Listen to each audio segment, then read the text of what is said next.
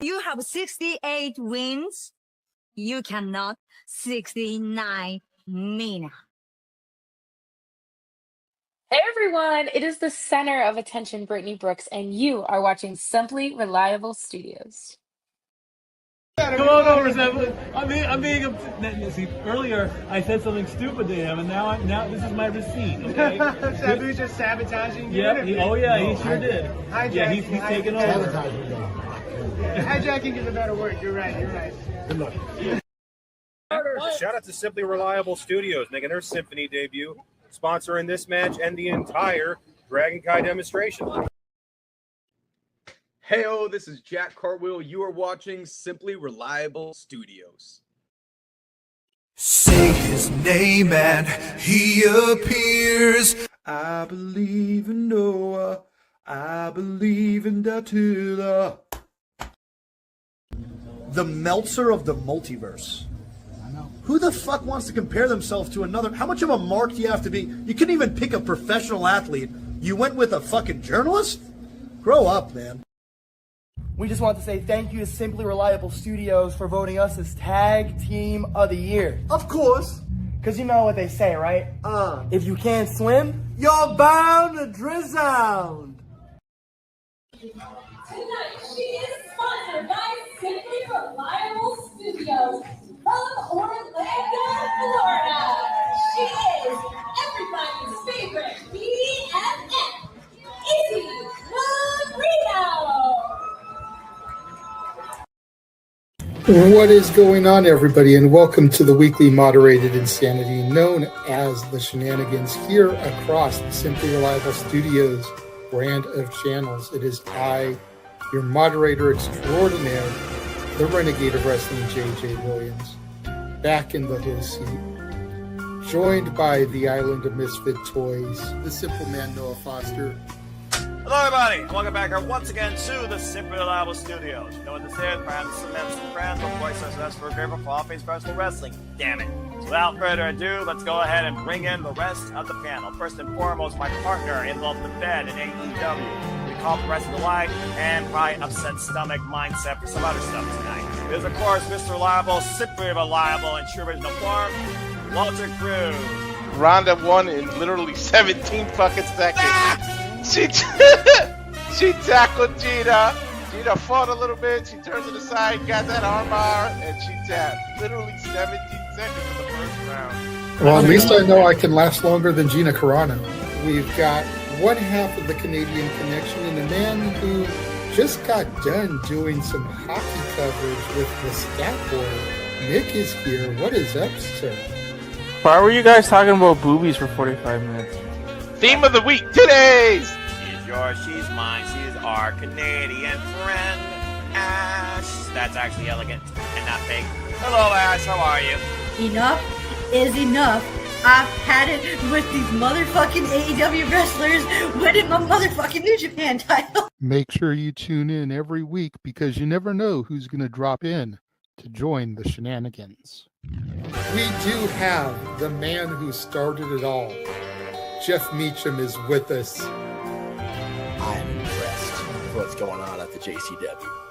I'm happy for Russo. I'm happy for Vito. I am a viewer, again, when I can get home and sit my ass down for a half hour, whatever it is, and enjoy that shit. Popping out before midnight virtually on this app. It is my cohort as fellow gamer and crazy wrestling watching aficionado, Charles Schultz, will also be joining me tonight in the fray as I welcome you into the Shenanigans once again at the end of this fine Saturday. I just want to keep seeing Mr. Guana show up every single time and just Polieska. I'm still agreeing with JJ. We still need that freaking multi-person puppet match. A puppet is not a competitor! Sex dolls are competitors if you go to the right company. Teleporting in via the morphing grid, our very own Pink Ranger is here. Hey, everybody. You know, I know the firing of Scott D'Amore is controversial, but I feel like he needed to go in order for TNA to grow. Don't get me wrong, we had some good stuff under Scott D'Amore, but the company was just stagnant. And look how much they've grown. If this is what it took for her to acknowledge some of my NXT talent, then I'm here for it. Because we know she doesn't work Tuesdays. So the fact that she watches Thursdays and is still getting exposed to my talent, like, hey, something happened, right? She told me the other night that Trick and A was some of the best stuff in TNA. Yeah, I actually really did like Chicken May. I was completely shocked and blown away to discover it was Chad Gable under that mask. I had no idea. I would have never guessed it. I never saw it coming. This was just mind-numbing. This was like the reveal that Juan Cena was John Cena. I never in a million years would have guessed that Chad Gable was going to have that. Is Tweet ever going to lose that title? Well, everyone can be a dickhead, but how strong of a dickhead are you is the real question. I have a pretty strong dick. I'll take your report. Good night, everybody. Hopefully no one else heard that. Cool. What is going on, everybody, and welcome once again to the weekly moderated insanity known as the Shenanigans. It is I, your moderator extraordinaire, the Renegade of Wrestling, JJ Williams, here to anchor things for this evening. We have a panel, a gaggle of fools, as the simple man Noah Foster would say, waiting to come into the studio. So let's go ahead and begin bringing them in, including and beginning with the simple man himself, my cohort and co-host in all the shenanigans. Damn it. How are we doing tonight, Noah? I'm tired, but I'm all right. Been a long day, but here as always with the shenanigans for the 2 hours before going to bed, before more important things that are ahead Sunday morning. So you know me. Further ado, let's get into it, JJ, but I'm doing all right. Sounds good. Sounds good.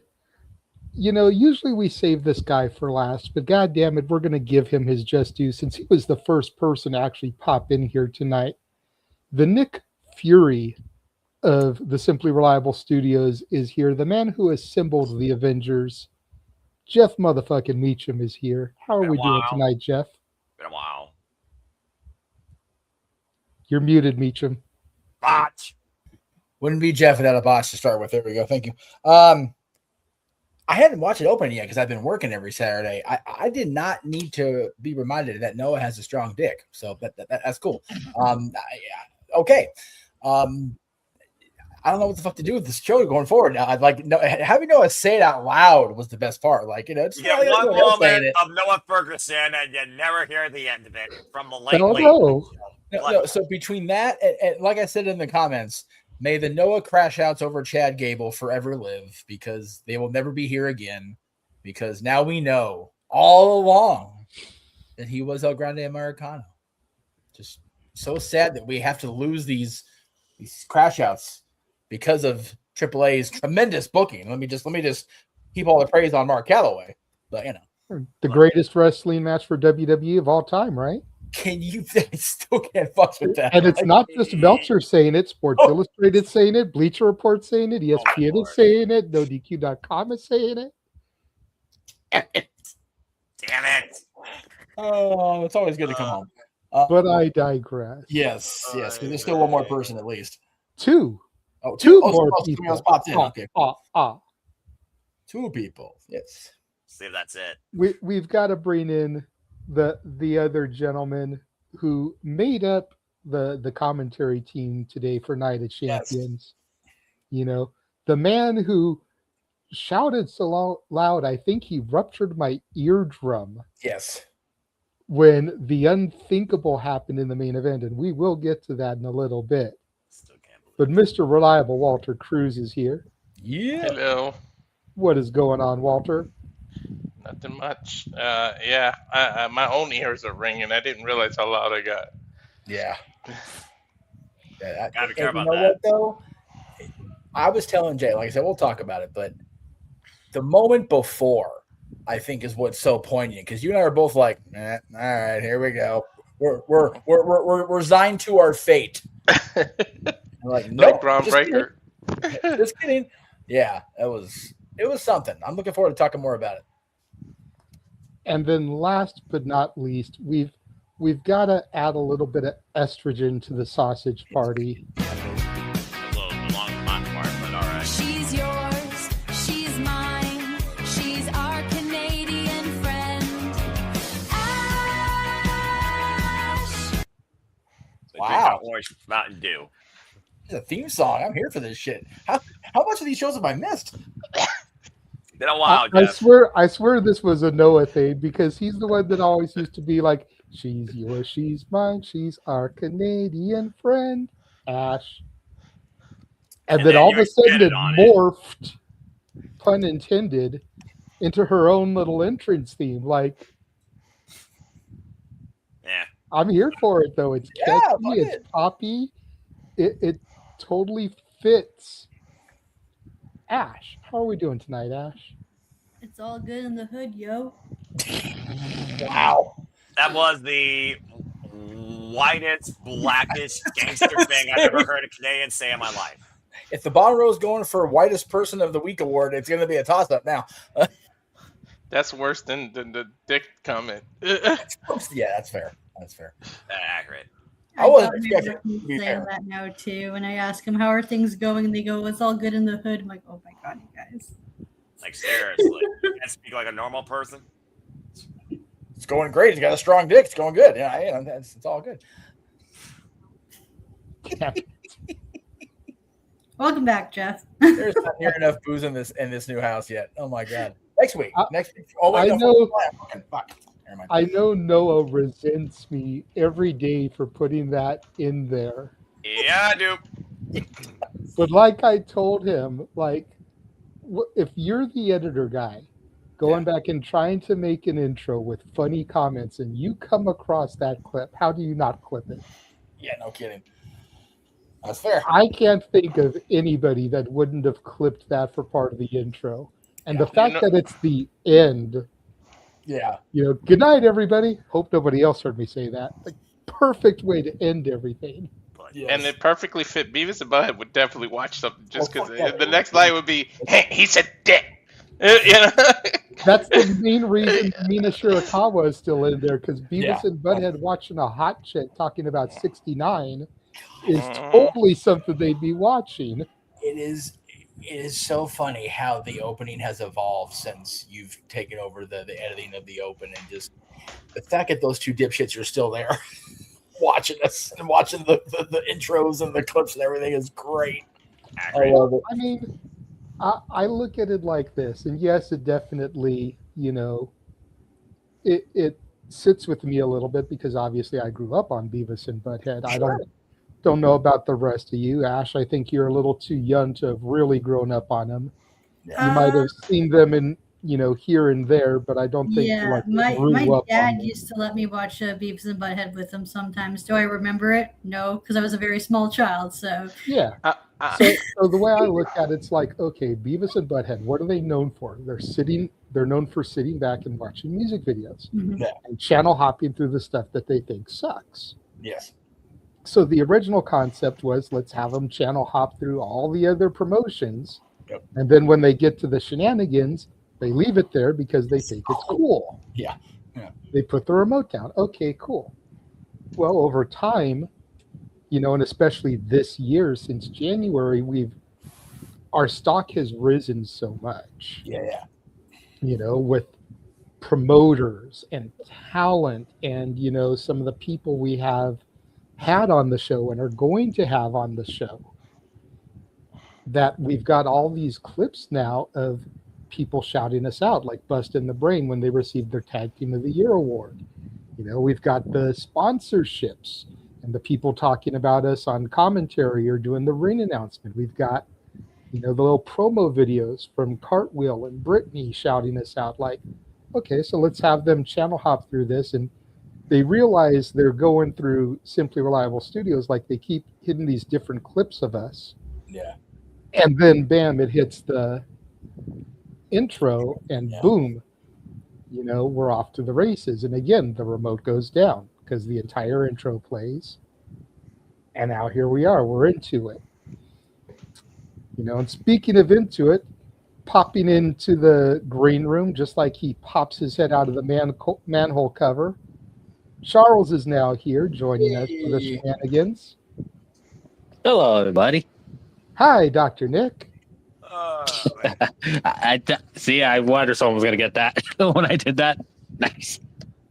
So that's why Beavis and Butthead are still around, and then I found a video that had them like from behind watching a static screen. Yeah. So I used that and then put our clips over it. So you had the little bit of them changing the channel, then you had them shot from behind watching the clips. See? Yeah. Very creative, I love it. Like I said, I put a lot of hard work into it. Jeff had never seen the new introductions, and now he's seen it all. He'd seen the Beavis and Butthead portion because of the PLE today. Yeah. But he had never seen that whole entirety. Now you need to see the one for the interviews because, of course, I've got the clip from you and Heather Lynn with the Cowboys and everything in there. But that all being said, now that we've wasted about 15 minutes just talking about the introduction. Yes. How are we doing tonight, everybody? We've got a decent crowd coming into the chat room. We've got almost 60 people watching us already. It's probably not burnt out from earlier. Because this is the first Shenanigans that is going across Aaron Rift's personal YouTube and X account. Right, that's right. Night of Champions was the official kickoff of this, if you want to call it, partnership or collaboration. Yes. The couple interviews we had prior to that was like the soft opening. Yeah. Night of Champions, and then Forbidden Door tomorrow. That's hard grand opening, man. We've kicked the door off of everything now. Yes. So I'm sure a lot of those 60 plus people are watching on his accounts, which is cool. Hello and welcome to all of the new eyes on the Simply Reliable Studios and the Saturday Shenanigans. For those of y'all that have never tuned in before, essentially Saturday Shenanigans is a more R-rated, longer version of the No DQ review. That was fucking. If you're familiar with the No DQ review, where they talk about the big news stories of the week, that's essentially what Shenanigans is. But whereas the No DQ review gets wrapped up in a bow in a nice little hour 15 minutes, maybe hour and a half if Psycho Jet Black is there, super chatting like a mama, we tend to go 3 to 4 hours. Unless Noah's hosting, Noah usually can get the shit in about a nice 2.5 hours. But when I'm at the helm, we end up getting off the rails. We, go from wrestling to hockey to music to video games to it's insanity. Or as a pun here to steal Walter's gimmick that Jeff would be familiar with, it's a little midnight insanity. Yes, quite so. It's and whenever I happen to pop in where I'm available for, under 4 is not likely. Just saying. And to the point, Marshall here asking, when did we begin using the channel? This is the first time we've done Shenanigans on Aaron's channel. Yes, we are aware that Aaron's used to be the Cat Diaries. Unfortunately, Aaron lost both of his cats a couple years ago. I think it was now that Casey and Sassy both left this world. Aaron and I have been talking about having the watch-alongs go across his channel or No DQ channel for quite a while, and it just never really happened for a variety of reasons. But the gentleman in the top row made it happen, and I am again. You guys, when I'm not here, continue to lay the praise upon me, the founder of the feast. Call me the Nick Fury is a little much because I have both eyes working. I'm not a bad motherfucker like Samuel L. Jackson, but I'll take it. I'll take that title as the assembler of the Avengers. It is so cool to see Aaron's audience now watching you guys do your thing, and I haven't popped in watching me be part of it. It was really cool. It was cool knowing that a lot of the audience from Aaron's side was watching Night of Champions and watching the reactions that Walter and I had to pretty much the whole show. It was a great show today. So to answer your question, how we're doing, I am nostalgically and currently overwhelmed with gratitude with all things going on for you guys in the first half of this year. Marshall, I'll tell you what, if you can find me on social media, message me, maybe next week. Yeah. Let us try and introduce the audience to the regulars. Yeah. And then maybe next week we'll shoot you the link and we'll let you join us, because I'm sure Jeff won't be able to be here next week. I don't. You know, I can't, yeah. And you never know about Ash and her work schedule. You never know Charles. And you definitely never know about the other half of the Canadian connection. No. Who needs to stay on his best good behavior today, as we had a Canadian win the WWE Championship. So I don't want to hear no talk about any specific Canadian provinces, sir. But the Canadian King of Food, Nick, is here. They missed my nonsense. Okay, you gotta go in quick. They missed your nonsense. You are nonsense. What's going on, everybody? Ready? Go. Skater. This is a car, so it's gonna be short and sweet here. Oh, there we go. Yeah, okay, just kidding. Okay. What happened? Can you hear us? I can hear you guys. Can you hear me? Yeah. Hear you and the sirens and the dog and all the things. No, I mean, I just had the dog. I don't know who the sirens were. That's from me, North End in Winnipeg, typical day. And you guys don't want me to talk shit about Winnipeg. No, really? No. I will come down there and fight you. I will get my dad to drive me 6 hours to where you live. It is NHL draft weekend. It is Canadian Christmas. All right, let's just calm the fuck down. Like seriously. Well, actually, no. Stanley Cup Canadian Christmas. It's more like Canadian Easter because we got the draft, the resurrection of the new people in the season. So there you go. Yeah. It's Canadian Hanukkah. You get like 8 days of draft. Damn it, JJ. Drafts last for more than 1 day, you know, so you get like multiple days. Hey, and it was a good draft. Everybody I follow did pretty well. So it was a really good draft. Really, we're not here to talk about drafts. I'm sorry. The Stanley Cup, though, the Stanley Cup can't be Canadian Christmas unless they all get lump of coals because they never won it. Listen, there's only one thing. There's only one thing that matters in the Canadian in the draft today. This year, there's only one thing. Now I got 2 McKennas I have to cheer for. It's valid. That's it. It's valid. I got 2 McKennas I got to cheer for. So I'm good. There's room in my heart for more than 1 McKenna. So and winding it back to wrestling, the one that we interviewed is going for the now vacant Pro Wrestling Symphony Women's Championship at Free For All, as unfortunately Freya the Slaya is injured. Yeah. So her partner Sigrid, the former Erica Demia, now known as Anya Rune, I think.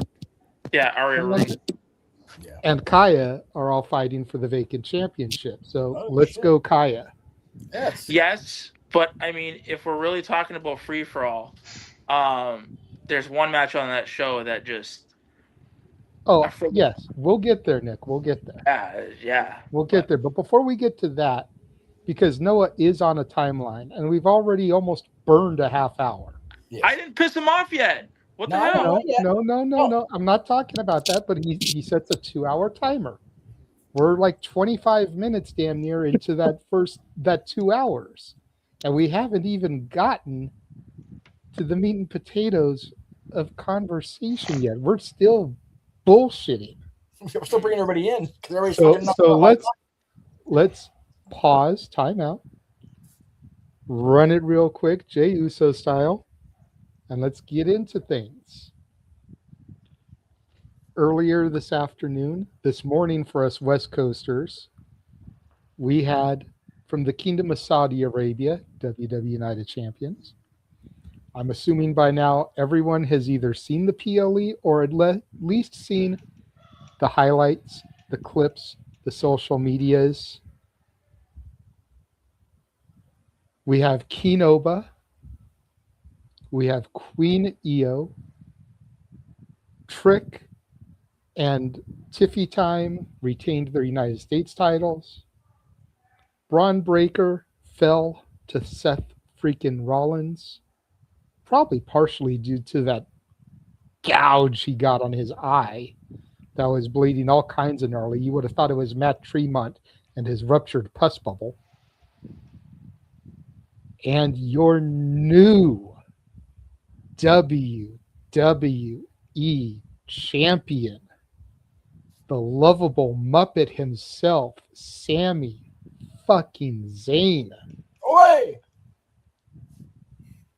Now, before we get into everyone's thoughts on Night of Champions and everything, I'm going to turn to the man in the middle here.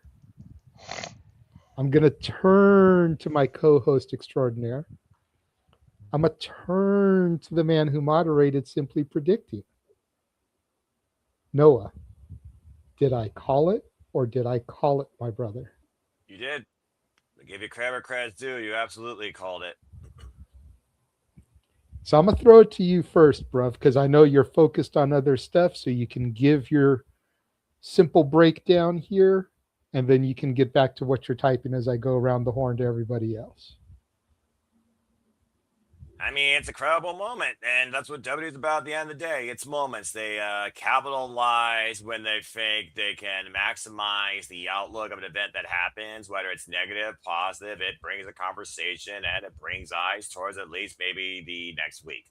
It definitely also puts out there that maybe next year it will be something completely different that won't involve Sami Zayn holding or going after the undisputed WWE Championship. And the fact of the matter that he pinned Cody Rhodes and doing it via reverse roll-up, and Gunther right now is trying to beef with Nick Aldis, it also leads me to believe that we might see Nick Aldis back in the ring, and much to what I thought about, it will be Sami Zayn and Cody Rhodes.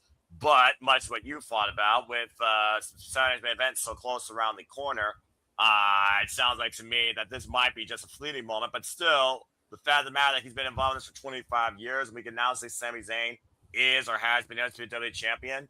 It's very nice. It actually was the one moment that it mattered as I was able to watch the, let's see, that thing was like 3 hours long for y'all, right? You had 5-minute long commercial breaks.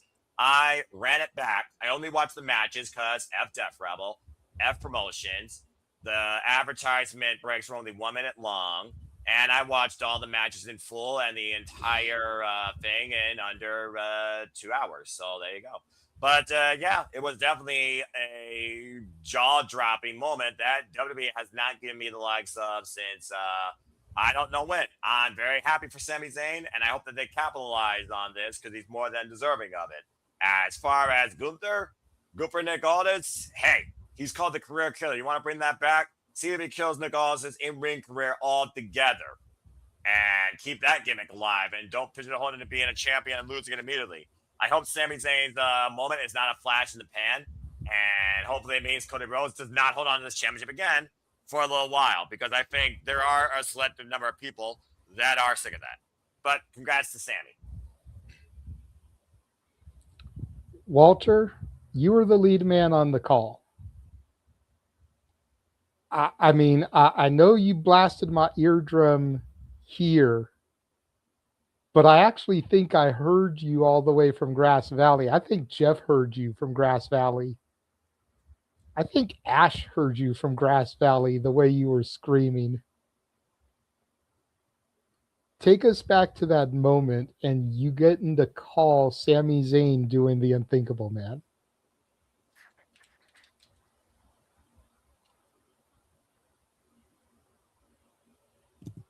He's muted. Botch. It means a lot because, like Jeff said, the moments before that, you get that double crossover, and I was like, here's the bullshit. Gunther's going to fall out of the ring, and it's going to leave Sami. And for him to reverse that and turn it into a simple roll-up or cradle, whatever you want to call it, victory roll, whatever that's really called. Reverse roll. And then get the three, like, yeah, I was loud as hell, and I'm so happy for him.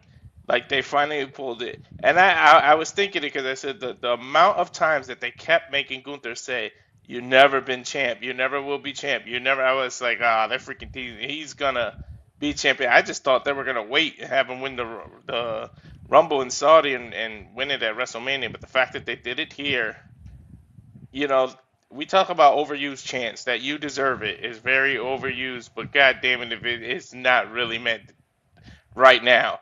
No one deserves it more than that man. I think me screaming, I think the only person that was probably louder, but he wasn't on video, so we get to see, was Kevin Owens.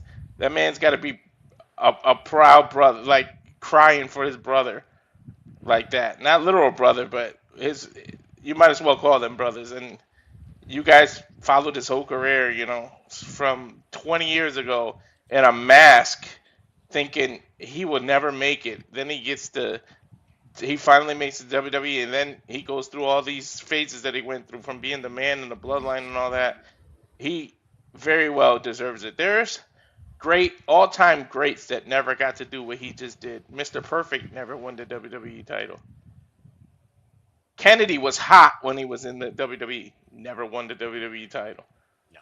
There are so many people. Owen Hart, literally his brother, best there was, best there is, best there ever will be. Owen deserved to be the champ. Matter of fact, when I did that top 10, he was my number one person to have never won the title. But there were so many greats, Hall of Famers, that just never got to get to that level. And Sammy is there. I don't care if it's for a flash in the pan. He said it after he won and he got interviewed. I don't care what happens tomorrow. I don't care what happens on Monday.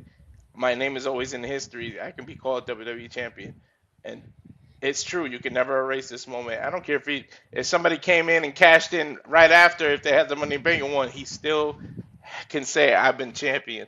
And I'm so glad they did that. And he's from Canada, but he is Syrian descent, speaks Arab. So for him to do it over there in Saudi, among those people, I don't think a single eye was dry, and I don't think a single person was sitting down after that 3.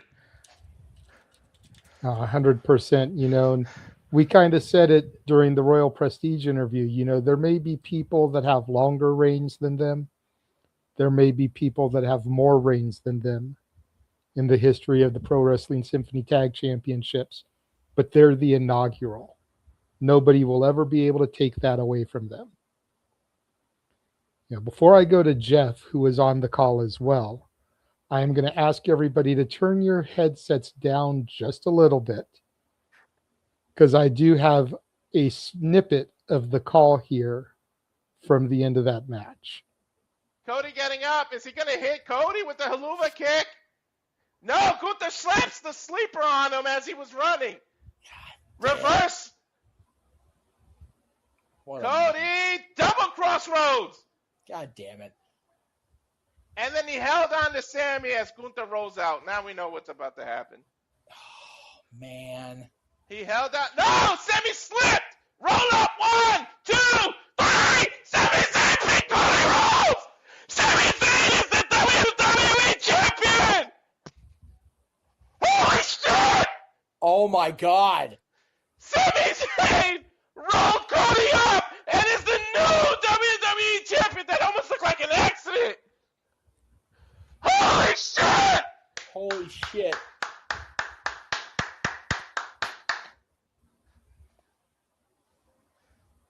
That's passion, damn it. Oh my God. 10th time is the charm!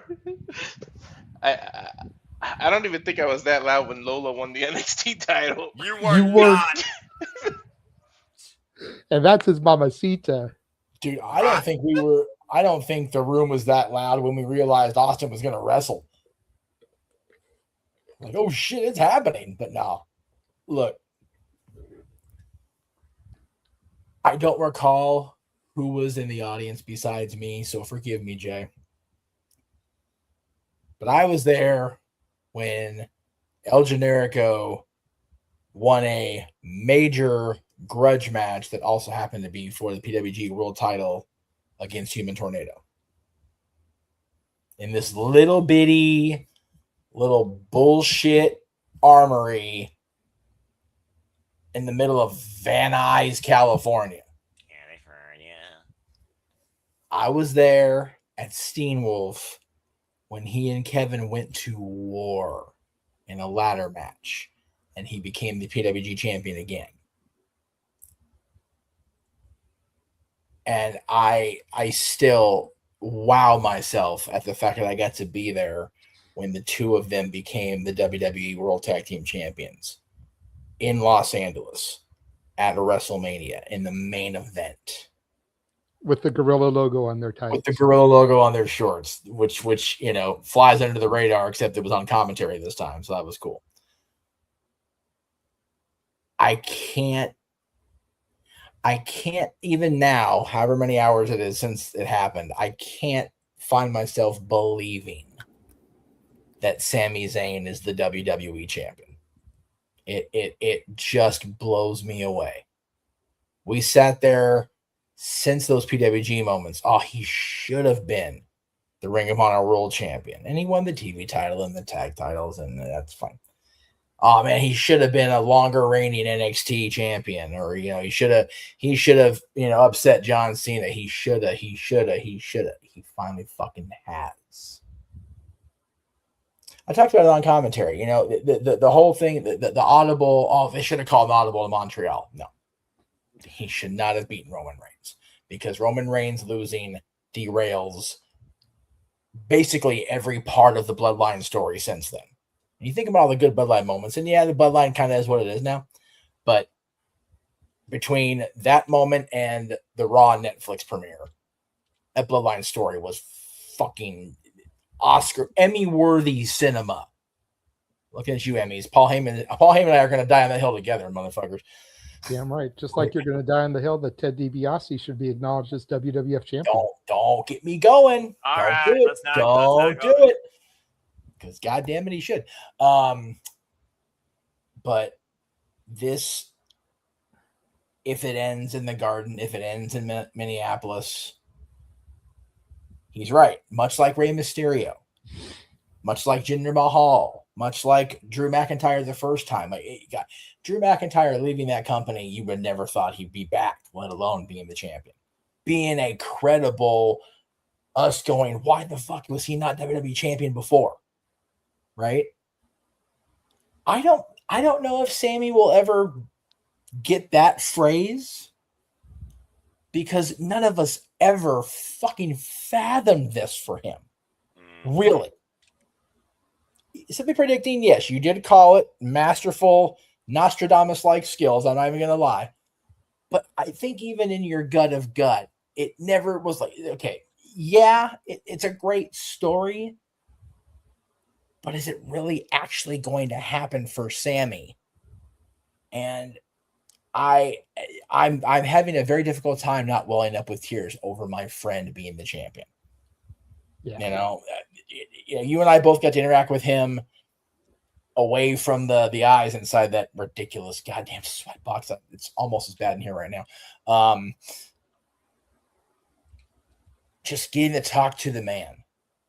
And here we are, over 20 years after those initial shows that we went to, attended at the same time, interacted with him at the same time. It's one of those moments that I'll sit back and I'll I don't want to do this anymore. I'm not the wrestling guy anymore. I'm not the podcast guy anymore. Shit like this is why I come back. Stuff like this is why I get caught up in it and realize that I will never, ever fully retire and go away from it, because I can't lose this kind of emotion and reaction from my life, knowingly, willfully giving it up. You know what I mean? I can't have that conversation with myself knowing that I'll miss stuff like today. Right. So fucking proud of him. So glad for him. So bummed for Kevin that he couldn't be there in person. And he even said that himself in his post on social. But man, it's so cool. And even if it does end in the Garden, like I said, or at SummerSlam in Minnesota, then at least it's a month-ish. And Sami Zayn in 2026, if you go back and talk to you or I or El Generico. The limited angle she had in 2006, I grant you. Ole. Ole, that's it. You know, if you asked him if he'd be WWE champion, he'd say, "See." Now he'd probably say no, but he'd still say Ole. Because you don't, it's mind-boggling. It's mind-boggling to think of Mr. Wrestling Kevin Steen and El Generico being heavy focal points of WWE storylines the last, 10 years or so. But it's fucking cool, and I'm here for it.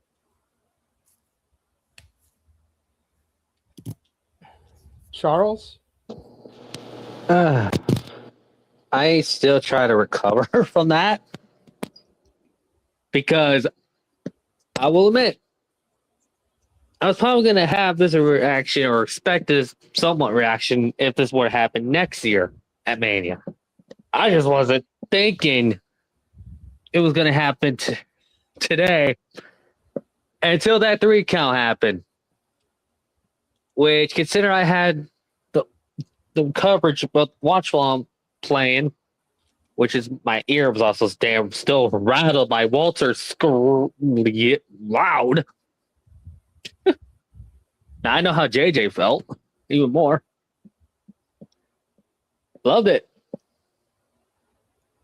I would say I want Sammy to hold that belt until he's past SummerSlam. As long as he drops it to someone else that's not Cody Rhodes.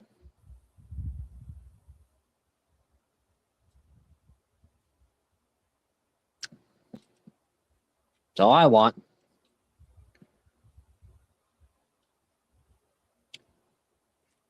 Whew. Go to someone else now.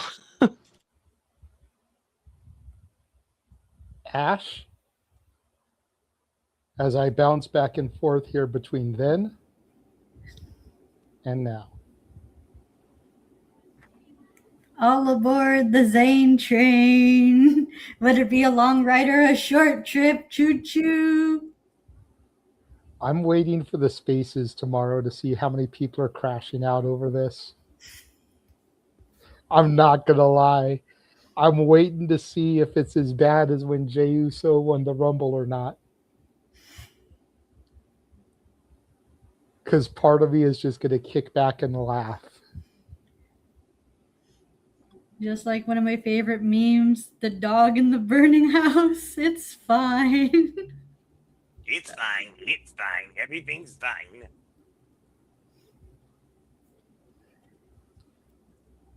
Is that all you got to say? Is all aboard the Zane train? Yes. Nice and simple. Nick? Yes. Sami Zayn. Yes, it's your turn, buddy. Talk about it. Happy for him. Good that he finally won it. I mean, I wish he kind of won it at WrestleMania. But I mean, he won it in front of his people. That's great. Well, let's not forget, next year is Saudi Mania. Yeah. That's what I mean. Like, I would have hoped he would have won it probably next year. But I mean, Cody, what is Cody doing with the title? But I mean, I'm gonna call it a spade a spade. Creative in wrestling as a whole has been largely not good. So I mean, great for the win. What are they doing with him next? What feuds do they have planned for him? And where is this championship reign going? Because if it's literally just going to be until SummerSlam, then it's a waste, right? So hopefully they do something with him, and hopefully they put creative behind him, because obviously they didn't do it with Cody in this run. So see what happens. Well, to that point, and I said this on Simply Predicting, I said this during the commentary, so what if he does only hold it until SummerSlam? I think it'll do more for his character, because now, and I keep comparing it to a crackhead, he's like a fiend. He's had that first fix, and it didn't last long, and he wants to get it back. He was already kind of teetering towards some heelish tactics calling himself the last real good guy, but kind of being a little bit heelish, like Sammy was losing his shit. I think a short reign would be exactly what it takes to make Sammy lose his shit. Then you get focused Sammy. So that when history repeats itself at Saudi Mania next year, now you got a long run.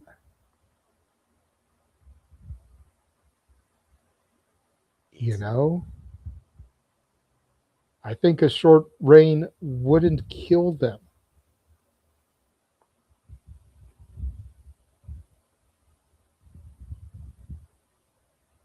Nick? Oh, Nick, I was Sorry. talking to you, buddy. Like, if Sorry, you're gonna be here, you gotta interact. No, sorry, I had food in my mouth. That's what she said. That's what she said. Say. No, you're right. I mean, nothing. It always doesn't have to be a long reign. It could be a short reign to be an effective reign, but you only get there. It's just like we talked about with Royal Prestige. You only get this. You only get your first once, right? So, I just hope that they make this first count, right? That's all I mean. That's all I'm hoping for. Like they make it count. Because really, like again, wrestling in 2026 with, across both companies. For me, at least, I feel like there hasn't really been anything that is truly interesting.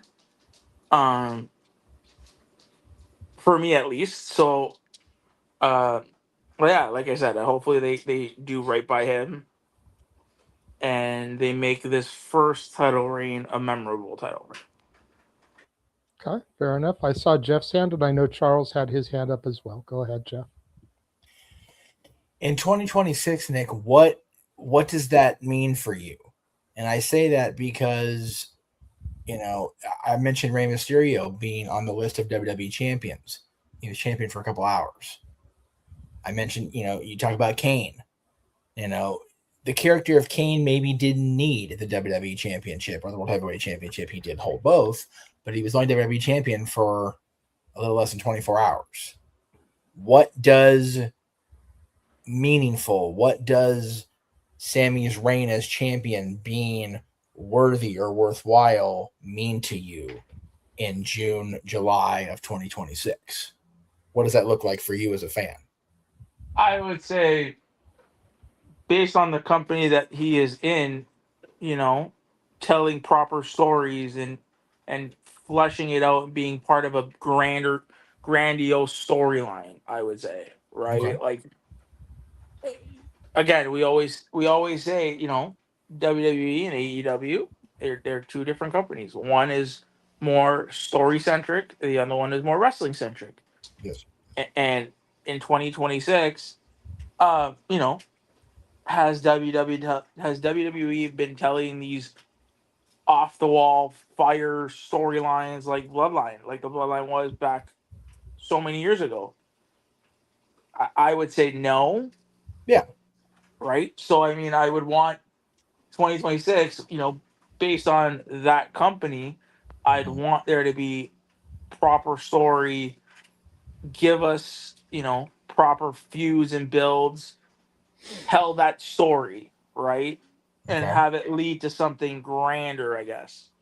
Right. If he was in AEW, let's just say, and Sammy won the AEW World Championship, I would say, give me good story, yes, but also give me top quality in ring work. Okay. Tell the story in the ring.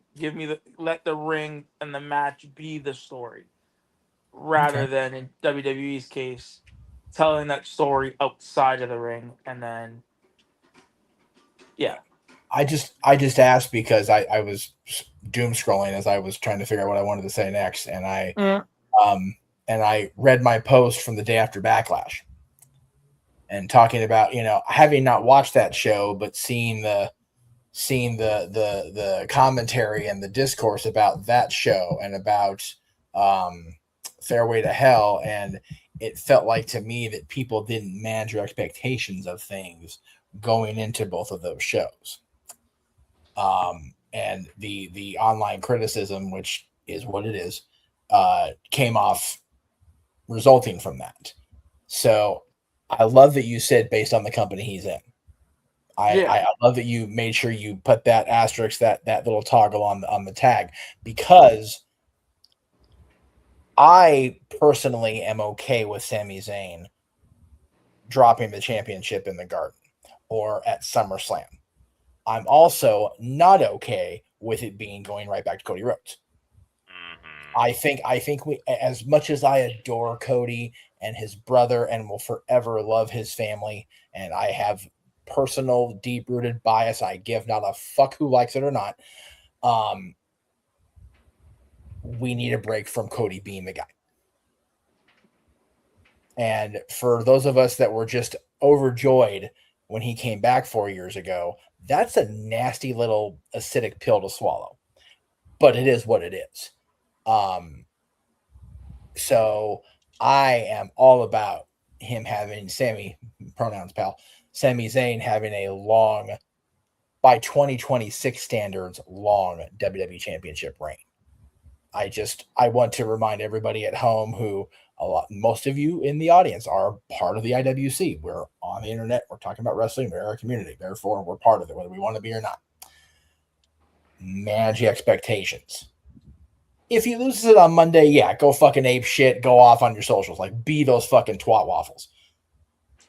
But if he loses at the Garden or at SummerSlam, think big picture. Yeah. If he reigns beyond SummerSlam, fuck, dude, stand up and cheer for creative, because that's awesome. But, yeah. Anyway. I would, sorry, real quick.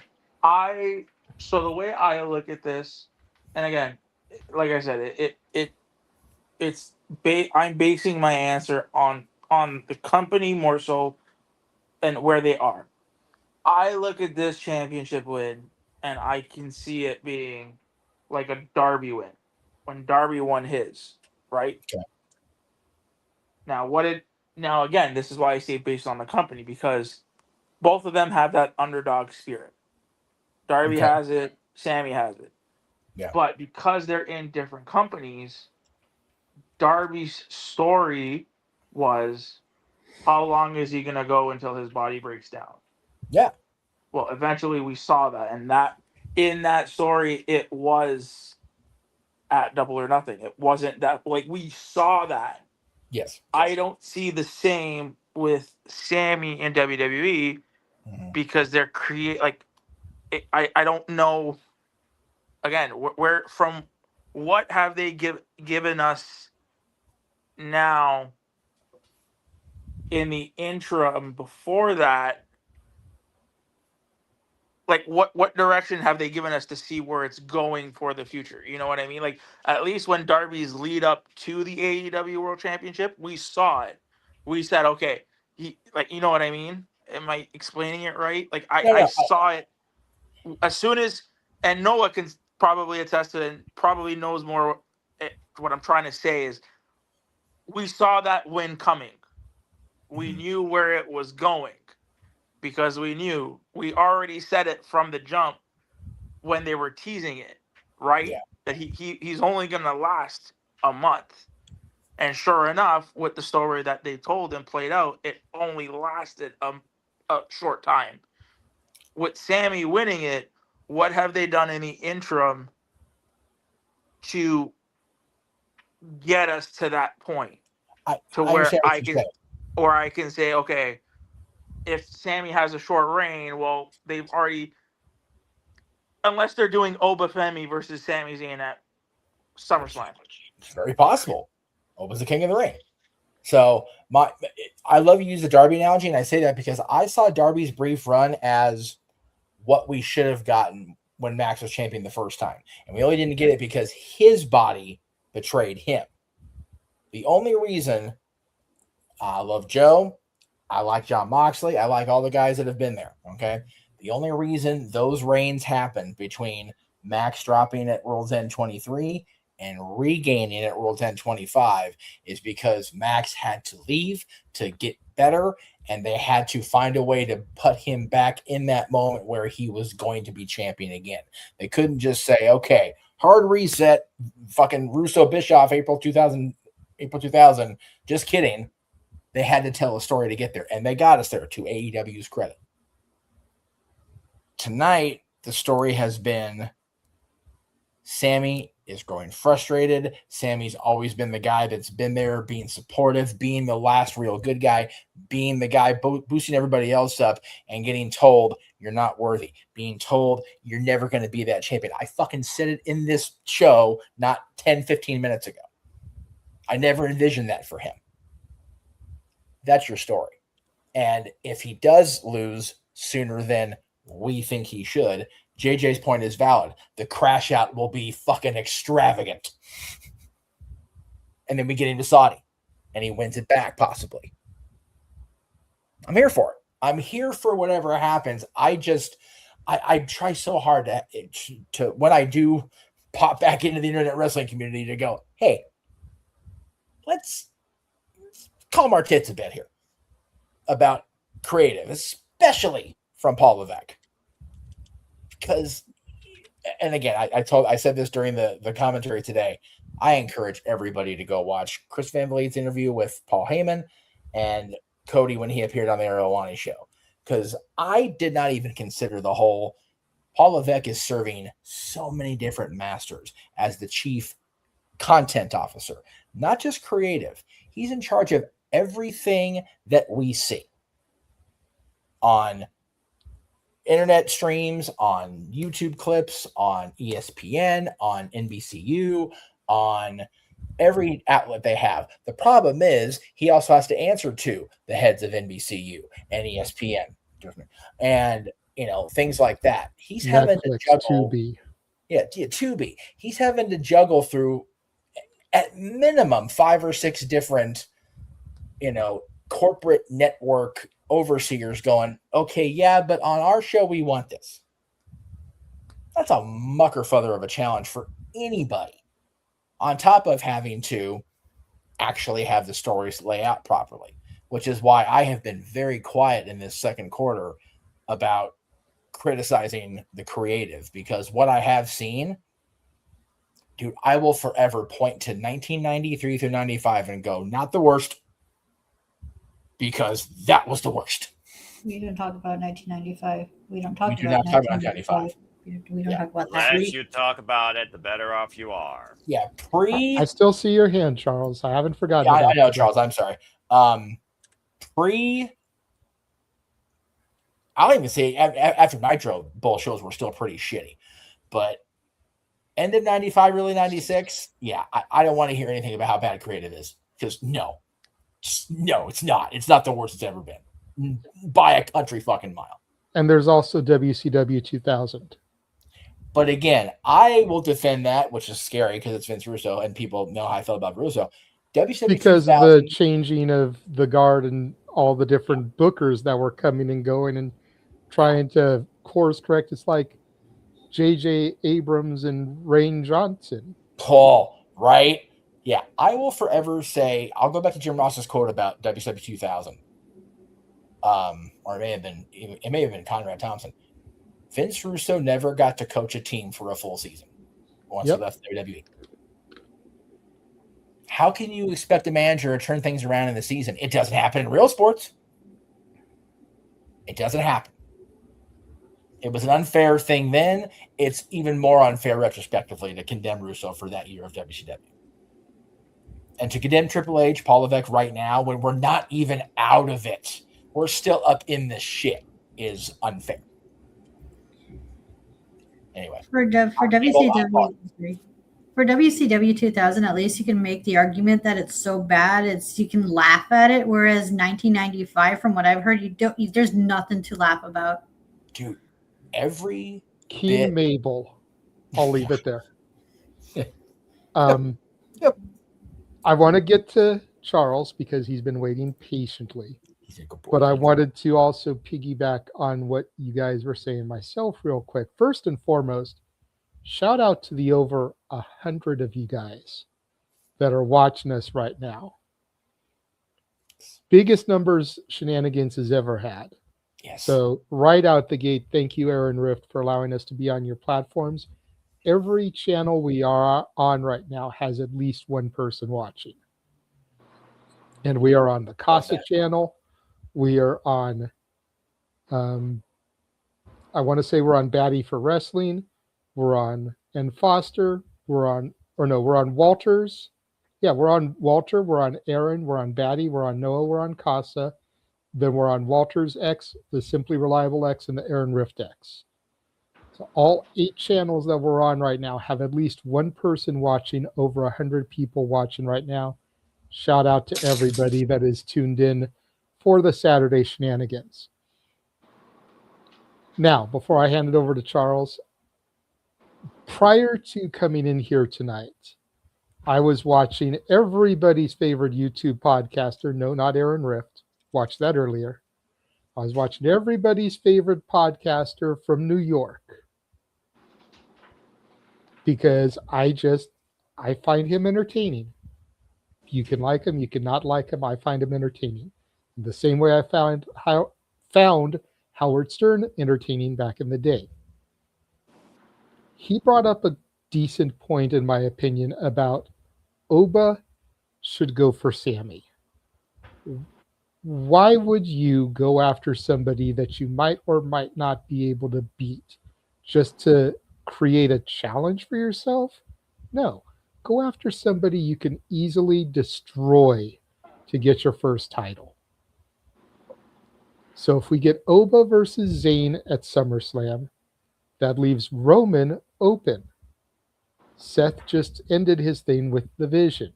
Seth has his sights set on the title, on his title, which Roman has. Now you have Seth versus Roman at SummerSlam.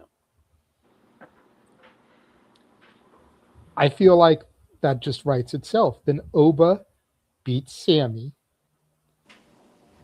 We all feel King Oba is going to ascend to his throne at SummerSlam. Sammy begins the next chapter of his story.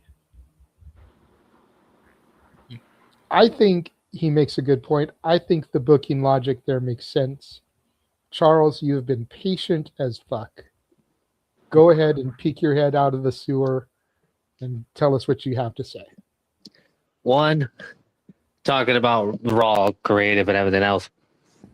Do we talk about 2019 too? Or no? Oh, and speaking of Raw, let's not forget Monday night is a 2-for-1. It's Raw and SmackDown. Because the weekend is 4th of July weekend. So they're not going to do SmackDown live because of 4th of July weekend. They're going to do both shows on Monday. Can SmackDown. That way everybody can go home for the holiday weekend. Report back to Chicago, Illinois, July 6th for Raw. So let's keep that in mind. That I didn't think on that until you mentioned that. And the second point I was going to say, yeah, if Sam were to lose the title at SummerSlam, it should be to Oba.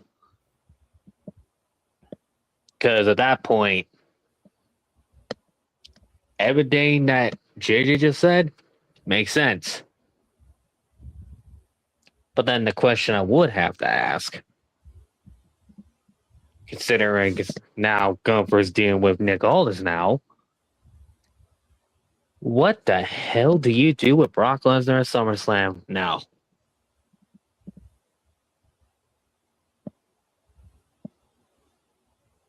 It's a good question.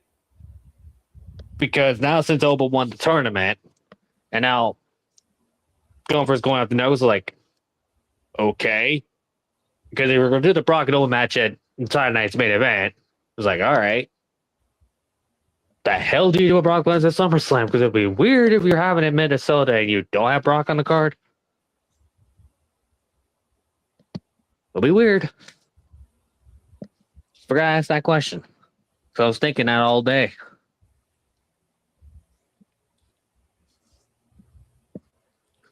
Possibility. That's all. Interesting point. Valid. All right. Before we move on, does anybody else have anything they want to say about anything else as far as Night of Champions goes? Because we went around the horn, pretty much just talked about Sammy. Does anybody have anything they want to say about either the King or Queen winners? I feel like the Braun, Seth, and the 2 U.S. title matches are kind of, even though I think I got each of those wrong. Yeah. No, I got Trick right. I picked Trick to retain, but I picked Braun over Seth, and I picked Jade over Tiffy. That was 2 of my 3 losses there. Yeah. And I picked Livy to be Livy 2 belts instead of EO. So I went 50-50 for the day. Yeah, But does anybody have anything they want to say specifically about the King and Queen of the Ring winners? I'm surprised they went with logical booking, if I'm going to be honest. Well, but what's logical? Because we still don't know the severity of Rhea's injury. Right. And that's the thing. We don't know. We're not going to know until they want us to know. And it could be that they're praying that Rhea can get better and defend her title. But they did move very quickly to have EO say, all right, Liv, it's you and me at SummerSlam.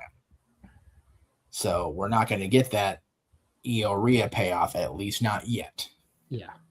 Which, again, absence makes the heart grow fonder. Will so do ill-timed injuries and bullshit creative. It is what it is. By the way, I mean, if Rhea is injured, we could do Tony Khan's favorite thing and set up a tournament to kick off on the Raw in Chicago and lead up until SummerSlam to crown a new champion. We could. Battle Royal. Tony's lazy. You know that. As long as they don't crown an interim champion like Tony, I'm not opposed to that. You know what I mean? That's true. But You anyway. haven't done that for a while. Yeah, I will also say in my rant earlier, 2019 creative was fucking rough across the board. We don't talk about 2019 or pandemic either. We don't talk about 2019 WWE creative was a huge help to AEW's initial success. I'm not going to criticize pandemic booking too bad. No. Only because, Ash, that's when I came back into it. Yes. Oh, yeah. I didn't know of the dark times of 2019. You're very I fortunate. came back during the Thunderdome era. Yeah, and Fair enough. It's also the reason why I still hold Rainbow Bright NXT to such a high degree. Yeah. And why Noah still scoffs at me for it, because I wasn't watching for the Black and Gold era. Right. So my first exposure to NXT was 2.0 NXT. Yes. Had I been exposed to Black and Gold, maybe I wouldn't like 2.0 as much as I do. Right.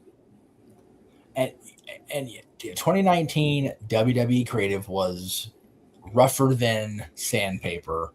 On the flip side of that, though, AEW having the opportunity to just get that audience drawn in, for my money, when Roman Reigns had to dip out of WrestleMania due to the possible threat with his leukemia being affected by the isolated atmosphere, they talked about in the interview this week, that pullback on that couch, that god-awful couch that Vince McMahon hated so much, of Roman and Paul, saved Roman Reigns' career and gave us some of the best shit they possibly could have with what they had to work with. Yep. So, yeah, 2019, I will forever condemn the creative, but also thank you, because it got us out of the dark ages and back into the promised land that was the bloodline. But as far as the king and queen of the ring, I love that they went with logical booking. Io Sky has been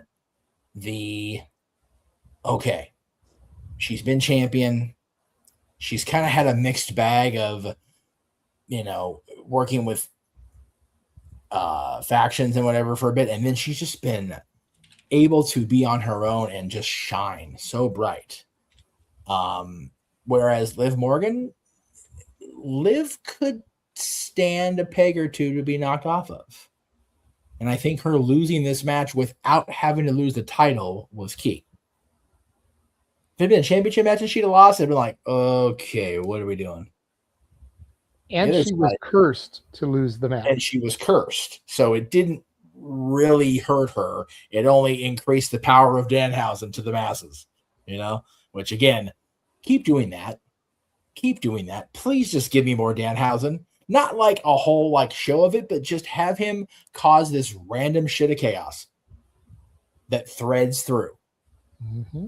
And I will take Frank and Miz all week, every week, because that shit, dude, I need to text Mike and go, God damn it, dude. You and Heyman both need Emmys now. This is ridiculous. Anyway. Mizhausen's my favorite thing. But Oba winning, it almost had to happen. And I only say that because we wouldn't be sitting here right now had Jay won, because the internet literally would have melted. We would have had no platform to use today. Accurate. So, and Oba, much like Brock Lesnar in his debut year on the main roster, is now the king of the ring. I don't think we're done with Brock Lesnar yet. Nope. I think whatever booking they've got in their twisted little bald-headed gray beard minds back there and creative has Brock Lesnar factored in against Oba Femi. Whether it's in Minnesota, whether it's in Riyadh next year around April,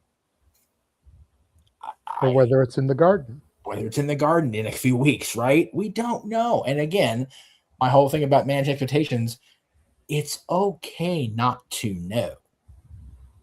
I swear to God it is, guys. That's the beauty of it. So I love that they're both king and queen. I love that the champions retained. Not a fan of the online backlash that went against Jade, particularly from who it came from.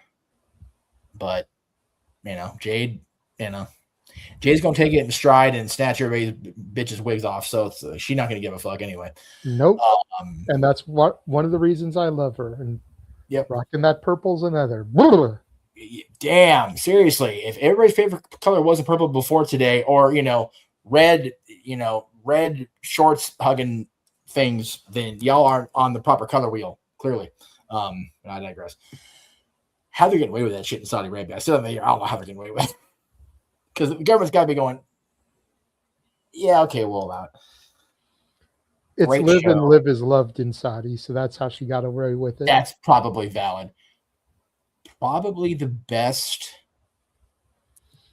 balanced booked WWE show since this criticism of Paul Levesque really kicked into gear in the early part of the second quarter of the year. Because people have been on his shit. And I think this show was booked and presented very well today. Agreed. Go ahead, Ash. So I was going to say, I got a lot of my predictions wrong, and I couldn't not be any more happier about that. Right. Also, you guys was talking about Jade outfits. Can we talk about Io Sky's beautiful pink Power Ranger outfit? Goddamn. Dude, she was adorable. Tiffany's outfit was fantastic. I was worried that butterfly thing was rigid enough on the top, it was going to be sharp and dangerous, and it just kind of flowed with the outfit. I was like, all right, I'll allow it. I'm so happy Io won. I love her so much. Oh my God, I love her. I love Io. She's one of my favorites. I love that woman. How do you not love Io? Right? She's just one of those wrestlers who just, I see her and I'm just instantly happy. No, I concur.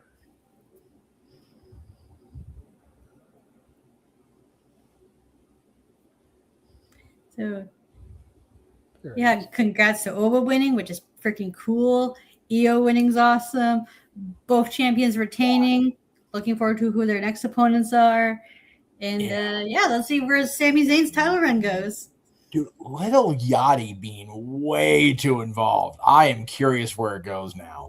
Like, he got actively cane swinging involved today. Like, curious. I'm not going to say it because I do not want to put that BS in the ether. No, Hey, say it. I'm curious. What if what if you get Trick Williams versus Lil Yachty for the title? No, I don't think that'll happen. Exactly Here you my go, point. Ash. Since you love Liv and her pink outfit so much, get a load of this. Aw, yay! love Io and Danhausen! EO Oh my Hausen. god. Hey, look, guys, it's my two personalities. Very, very pink, very evil.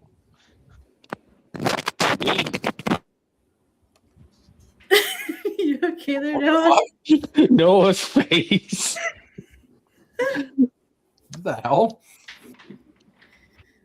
You know who Trick Williams should be facing next? Carmelo Oh, I Hayes. think I know who you're talking about, Nick. No, honey, not you. The gingerbread man? You'd fuck a bitch up, you're right. But guess what? Joe Hendry ain't no bitch. Dude, I need Hendry back on TV. I need Hendry Hausen to be a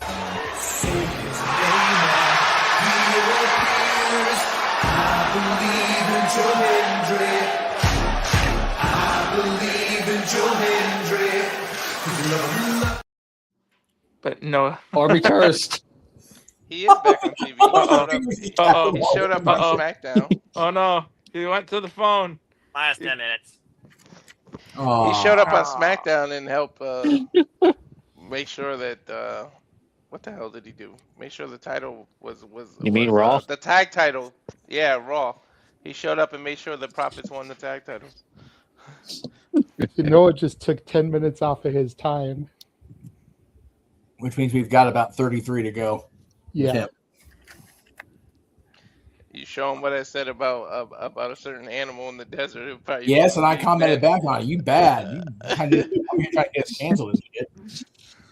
All right. So since Night of Champions is pretty much done, going to take a second, roll a commercial, come back, and we'll discuss the next big show, because I know there's some stuff to talk about regarding Forbidden Door. We will be right back. And now for a taste of things to come.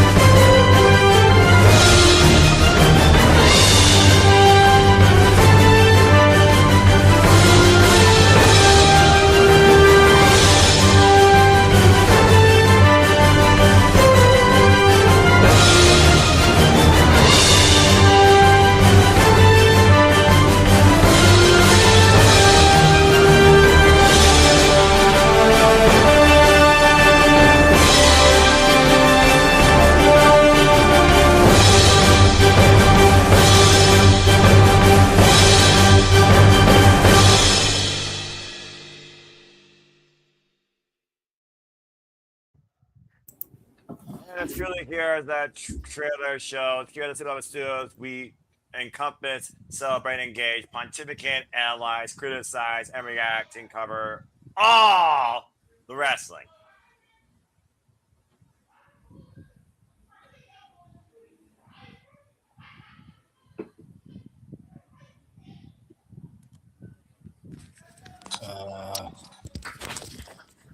must be figuring out stuff in the background. There we go.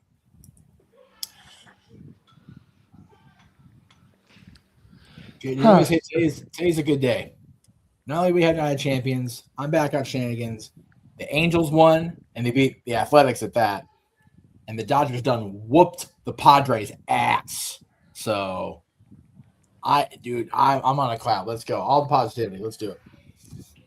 So to the 107 of you guys watching, that is what you can expect, some of what you can expect from us here at the Simply Reliable Studios. As we do cover watch-alongs from multiple companies. Yes. Not all of those will be on the Aaron Rift channels. So if you're interested in some of the smaller independent wrestling companies, GCW, House of Glory, Jersey Championship Wrestling, Pro Wrestling Symphony, Focus Pro Wrestling, even international stuff, AAA, New Japan, Stardom. We've got the G1 Climax coming up in a couple of weeks. Going to be doing the kickoff of that. So all those things that I just named won't be on any of Aaron's channels. So if that stuff interests you, make sure you subscribe to all the channels here within the Simply Reliable Studios. Which brings us to Forbidden Door tomorrow. And I mean, we've already done Simply Predicting. We've already talked about it these last couple weeks ad nauseum. You know, we've gone through the whole, is the Forbidden Door dead? The whole concept. We've talked about, you know, the individual matches. We've talked about what we're looking forward to. So the question would be, what is there really to discuss then? But I figure, you know, we're on the eve. You know, Safet keeps throwing into the chat, happy Forbidden Door weekend. He threw it in the chat while we were doing a WWE watch long, which was most definitely the wrong place and time for it. Yeah. Happy Wrestling Weekend is probably the more accurate thing to say, Safet, as there's WWE, NXT, TNA, GCW, and AEW this weekend. And that's just the stuff that we are going to eventually be covering, whether live or via Memorex. So just singling out one particular show and calling it that show's weekend is probably the wrong look in this group. Yes. Be careful before the banhammer comes out, good sir. This is your only warning. But last night during the CMLL show, there was a title change on the CMLL show, and it could play into a change for a match tomorrow. As tomorrow we have the teams of the Young Bucks, Unbound Co., and Sky Team in a triple threat match. El Sky Team are the new Ring of Honor Tag Team Champions as of the CMLL show yesterday. Oh. Could those titles end up being put on the line tomorrow? Does that change anybody's prediction for the matches tomorrow? Obviously, things are kind of locked in for tomorrow come what time, Noah?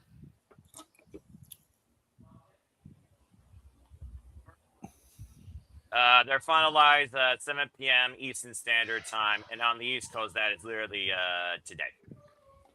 Yeah. And as of right now, we don't know if any changes have been made to that match. So it's the type of thing where if the change is made last minute, you ain't got time to change your picks. Yeah. So I'm bringing this to the forefront now because if anybody wants to potentially change their picks because they think the titles might get put on the line, you've only got a few hours to make that decision. Yes. But on the main reason I want to come to Forbidden Door is this. On the heels of WWE basically booking the right way in a lot of fans' eyes with Kinoba instead of Kinus, Queen Io instead of Queen Liv, and giving everybody's favorite Muppet the WWE Championship, what is it going to take from AEW to take away the chatter from WWE? Because Sami Zayn finally doing it, to steal a phrase from 1996, the boyhood dream of Sami Zayn has now come true.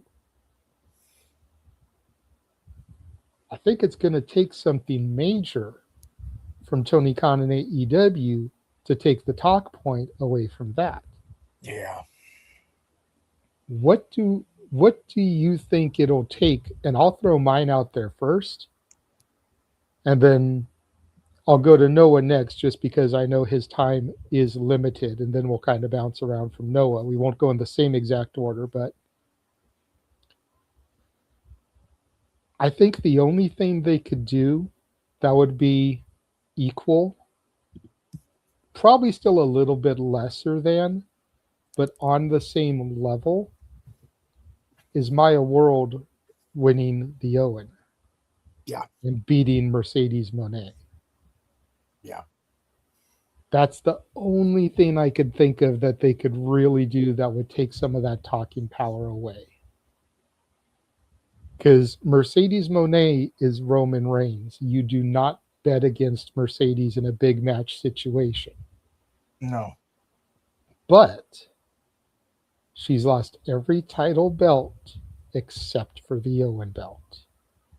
And if her downfall is truly to be complete, I feel she needs to lose that Owen belt. I did pick Maya World in Simply Predicting, just like I picked Sammy in Simply Predicting. Yes. Will I go for 2 for 2? Will I go 1 for 1? Jury's still out. We'll find out in a few hours. Noah, what do you think AEW could do? And don't just say put on a kick-ass show, because AEW sets the bar in their pay-per-views and yada, yada, yada, because we know how you feel about AEW versus WWE. But from a talk point perspective, what is something that you think AEW could do tomorrow to take the narrative away from Sami Zayn becomes WWE champion? I don't give a damn about the talk. I'm introverted, but I'll go ahead and feed into your conversation because you got 15 minutes left with me. Pretty much Maya World is the one biggest thing I think that you could definitely do there, where you have a huge angle with Will Ospreay that affects the entire narrative going all in, yet you still somehow involve him. Other than that, I don't have much more to say to this conversation because I don't think like that, nor look at the business like that, nor do the this versus that. I watch what I enjoy, and I'm a different type of fan and always will be. So as far as your point goes, you basically hit the nail on the head. The Cinderella story. You capitalize on it or you fail on it. Otherwise, it's just going to be fed talk that I'm not going to be part of, or I'm just going to humor. But I don't got much more to say besides that. Honestly, right now, I'm just ready to see how this Road to Forbidden Door begins and who is right now looking towards redemption or an ascension or revenge or something else in between. Nonetheless, either way, I'm looking forward to tomorrow evening, regardless. See, and we love you having that perspective, Noah. But sometimes, bruv, it also grinds my gears, because here I try to set up like this gorgeous lob of a topic, and you're like, I don't give a fuck. Irks the ever-living shit out of me sometimes, bro. Will never change, bruv. I am what I am. I know. All that I am. So, Boop, boop. So from that, we're going to go to the other Mr. AEW, sitting there with his hand on his forehead like, Jesus Christ, JJ, what the fuck are you doing to me? What? No. Hi, Nick. No. Why would I be sitting like that? I should have my hand on my head. You're trying to think of things that you can say about Winnipeg, Manitoba without getting in trouble. I know you. No, I'm not. Good. There's not. I'm not saying anything about Winnipeg, Manitoba. So we're good. There's a Pegger and a hell of a potential match tomorrow. I'm just throwing it out there. That's a good boy, Nick. Now, yeah. What do you think that Tony Khan and AEW could do tomorrow to steal the talking narrative from WWE and Sami Zayn becomes WWE champion. Announce Full Gear in Winnipeg, Manitoba. No, I'm kidding. I wish. Look, bro, What they're they not giving Canada like 3 pay-per-views. That ain't happening. No. If anything, Winnipeg would be getting World's End because that's the one pay-per-view not many people give a shit about. Let's be real here. Which is unfortunate, but And I mean, when you go to Winnipeg, it is World's End. Anyways, so Nicholas, On there. He's not wrong. He's not wrong. I'm not wrong. What the hey, fuck? I'm sitting here trying to defend you, Ash. Don't play. Although into you it. shouldn't be saying it, but still, you're Right, not right, wrong. I was gonna say let Ash say it. At least then she's making fun of her own province. Yeah, but we're neighbor provinces. I'm allowed to. You get so, one. What? You said you get one, and that was your only one. I'm not gonna say anything else. Anyways, Good boy. Oh, stop it, you.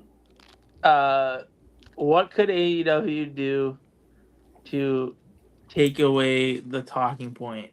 Because they're the last show of the weekend. Slammiversary will be over. Great American Bash starts an hour early, so it'll be over.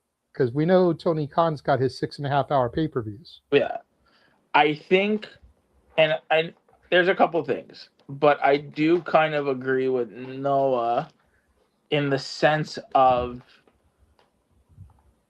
WWE is about its moments. While granted it was a great moment, that's all that's all it really was, right? This pay-per-view, we know Tony does pay-per-views better than anybody, or PLEs, whatever you want to say. So I do think the event as a whole might take some steam out. But I do think, while you guys said it would be Maya World and Mercedes, I'm actually going to go with the result in the Will Ospreay match. For the reason being is because we're all expecting that this was Will's tournament to lose, right? Everybody has pegged him as the winner. Everybody has said he needs to win this tournament. He needs to main event All In. He needs to win the World Championship this year. Well, how would it look if he doesn't win the Owen? What are the ramifications coming out of Forbidden Door if he does not win the Owen? So I think the bigger talking point, again, I don't think it's going to be one thing. I think it'll be more than one thing. But at the same time, I do think that if Will doesn't win, that's a pretty significant talking point, because it's then like, what do they have planned? Where are they going with all of this? Right? It's fair. I just look at it in that way, because again, I think we see, if Maya World wins, it's, to me at least, I don't think it's that shocking, because we know the story that they're trying to play with Mercedes, which is her evident downfall. And the story has been her losing these belts over a course of time. So, I mean, her losing it to further her deranged, crazy story arc, while yes, it would be an upset, I don't think it would be so much of a talking point, because, again, with the story that they're trying to play, it is in line. Will not winning the Owen and trying to find a different way into the main event of All In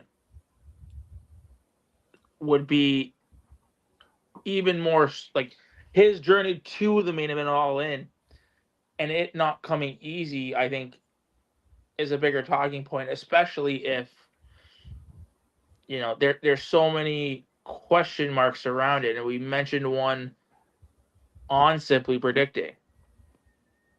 where's Hangman in all this? Where does the Hangman fit in all this now that he can't challenge for the World Heavyweight Championship ever again? Has he made, like, I was thinking about this throughout the day, like, that's a really big question mark, because you could play the story like, what happens again? Will doesn't lose because Hangman fucks him over, right? Like, there's I don't know. I would say that it'd be Will and the outcome of that Owen match, I think would take away the conversation now. Negative or positive, we don't know. Will people bash the shit out of Tony and say, "Oh, you don't know what the fuck you're doing," or will people do like what Jeff says? Let it like play. Don't go all willy-nilly on the IWC because you're pissy that you didn't get what you wanted. Let the shit manage your expectations.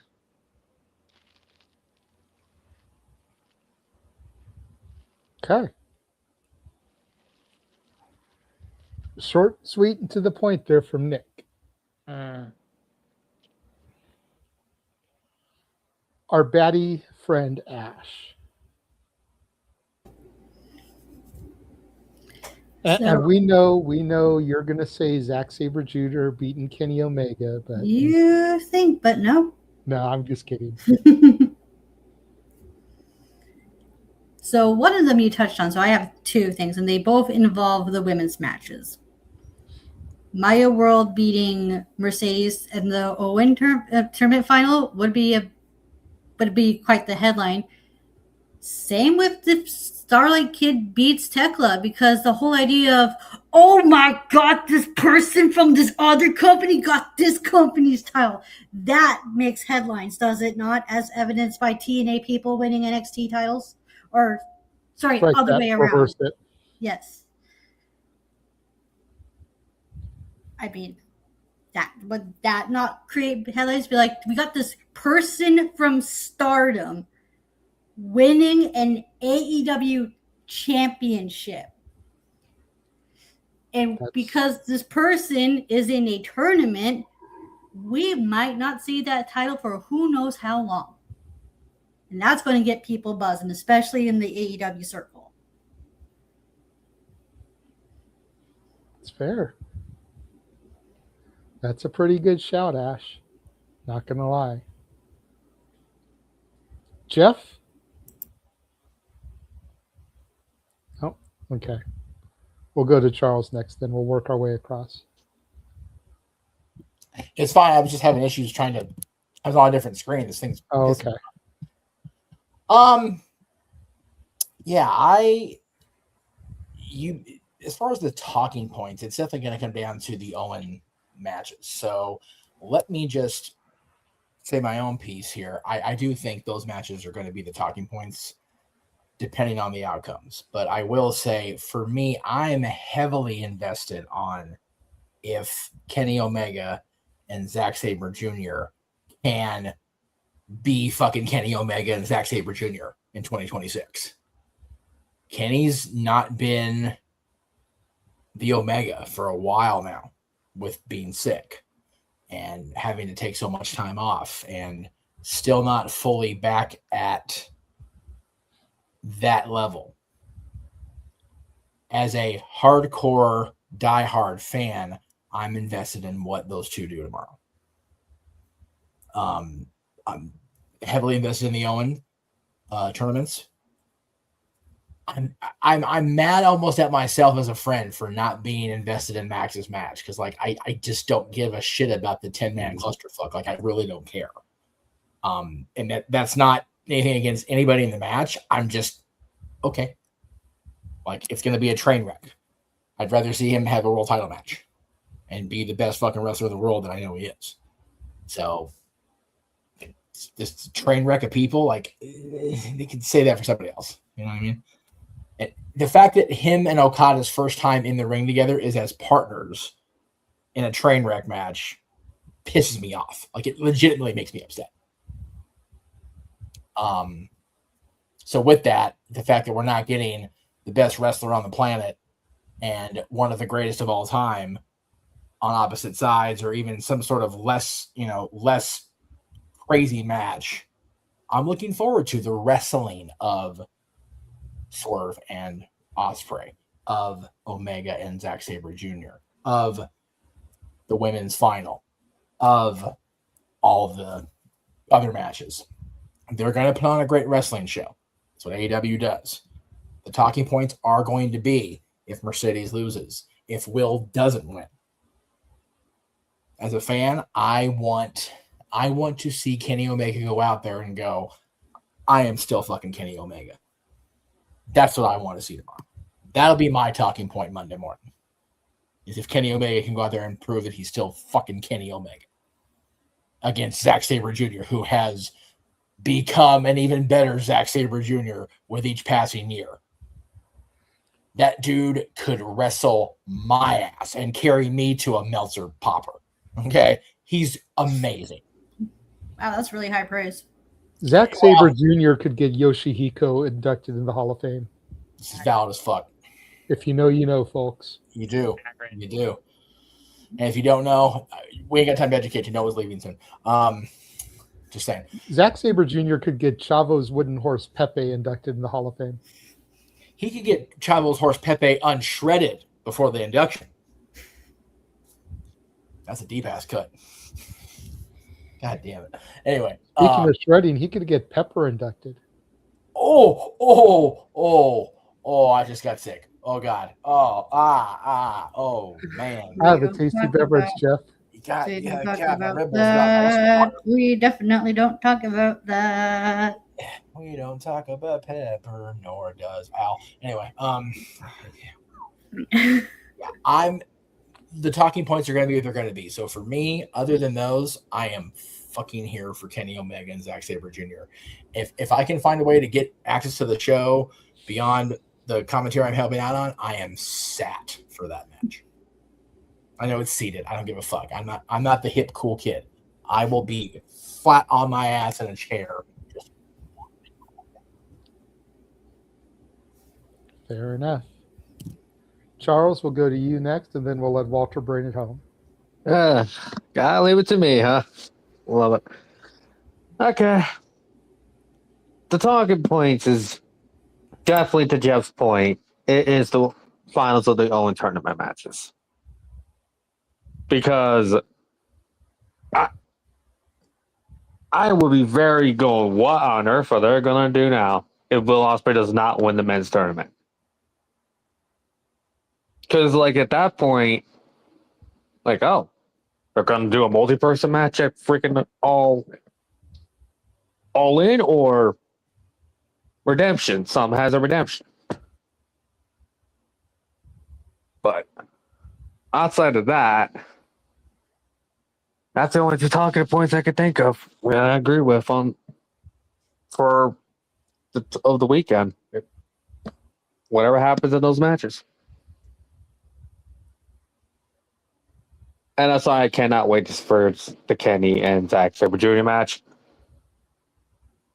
Just because it's going to be probably, it's going to be the most bashed insanity, no pun intended, when I say that. Actually, no, that was pun intended because Ash was right here next to me. I was about to say. So there you go. That was pun intended for you. But outside that, yeah. I guess that's all I'm going to say on the matter. Move on to Walter now. Go ahead, Walter. If I'm being honest, I don't think they need that one moment. You don't have to try to compete with WWE. Just do what you do best, because you put on the best pay-per-views. Just go out and do what you got to do. Saying that, because the biggest thing that they could do is physically impossible, because all these people still have 90 days. But if those 90 days was up and you debut like a New Day, or you debut, then boom, you might overlap Sammy, because you're going to be talking about, holy shit, these people are elite now. But you can't do that because the 90 days ain't up. So just go out there and the only thing I think of, honestly, if you really want to do some crazy, if Will won the tournament and instead of waiting to All In, you call the same night and you make MJF defend it on this same night, the night instead of being part of that 6-man, and then you have Will Ospreay beat MJF for the title. That'll be the only thing that like that might get more views than Sammy's win. But I don't think as a company you need to compare it. Just go do what you do because they know how to put on pay-per-views. I'm looking forward to the whole card. I think Ospreay is gonna win. It's kind of like obvious, and I don't think Tony's gonna pull the rug from that momentum because otherwise, what's the story gonna be? Like, does he snap and go after the Death Riders? I don't think you want to do that. Maybe the holy crap, I didn't see that coming is having Bandito beat John Moxley. Maybe that, but I don't think you need to compare and necessarily have to try to overtalk them or have a bigger talking point. Because if you do it right and you do it as the whole pay-per-view, people will talk about your AEW loyalists are going to talk about this pay-per-view. The WWE loyalists are going to talk about Sami Zayn. So either way, it is what it is. Go ahead, Nick. I see you have your hand up. I just kind of going off of what Walter said. I pitched it on Simply Predicting. You could have a scenario where it's just, and I think I have to go back and watch the promo from Collision. But if I'm paraphrasing it correctly, John was talking about Will having to pull the trigger. Well, what if Will can't pull the trigger? Because that's not him.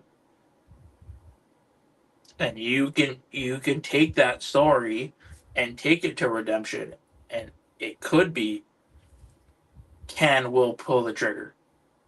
And the only way he'd have to pull the trigger, and it would kind of bring everything back together, is if he pulled the trigger on John. And then you have John saying, you are ready. Because you had to do what you had to do. And then from Redemption to All In, you have Will trying to find his way into the main event. He has to do these hurdles. You can really... I've always said it. And we, again, trying to bring them, and I'm not trying to bring them up, but we talked on the Royal Prestige interview. When you get your first, that's the most memorable. When you get your first. This will be, if Will wins it at All In, this will be his first world championship in AEW. Right? You have to make it as memorable as you possibly can. Just like Bryan Danielson's was memorable as shit when he won it at All In. So having, and I'm not trying to compare the two, but how many people have complained and bitched and moaned that Cody Rhodes had to finish his story and there was no adversity in it? How many times you heard that? Where was the adversity? Where was what trials and tribulations did he have to go through to get his his WWE championship? Getting the shit kicked out of him by the final boss outside his bus in the rain. But you had that section of fans, is what I'm trying to say, who wanted a little bit more adversity. Who wanted them to tell us, put more roadblocks in his way. Well, this is the same thing. Don't just hand it to Will. Give us, I've said it repeatedly, I want Tony in 2026 to have fun with his booking. Well, this could be something fun. Give us a storyline. Don't just hand it to Will, because then it's not good. Yeah, he's going to win it, but you just hand it to him on a silver platter. Let the guy work for it. Will can. He talks about, being the hardest worker in the company. He always, whenever he always in promos, I have to fly there and back so many times. He always talks about how much he has to sacrifice. Dude, in his promo in Houston, where he's like, I banged my missus and then I flew all the way to Houston because she knows I love this shit. You know what I mean? You've told us how much and how dire this championship means to you. Give us some obstacles in the way, and what bigger obstacle is there than him losing the Owen and trying to find his way into the main event of All In? And then you do. I don't mind it being Swerve versus Will versus Kenny.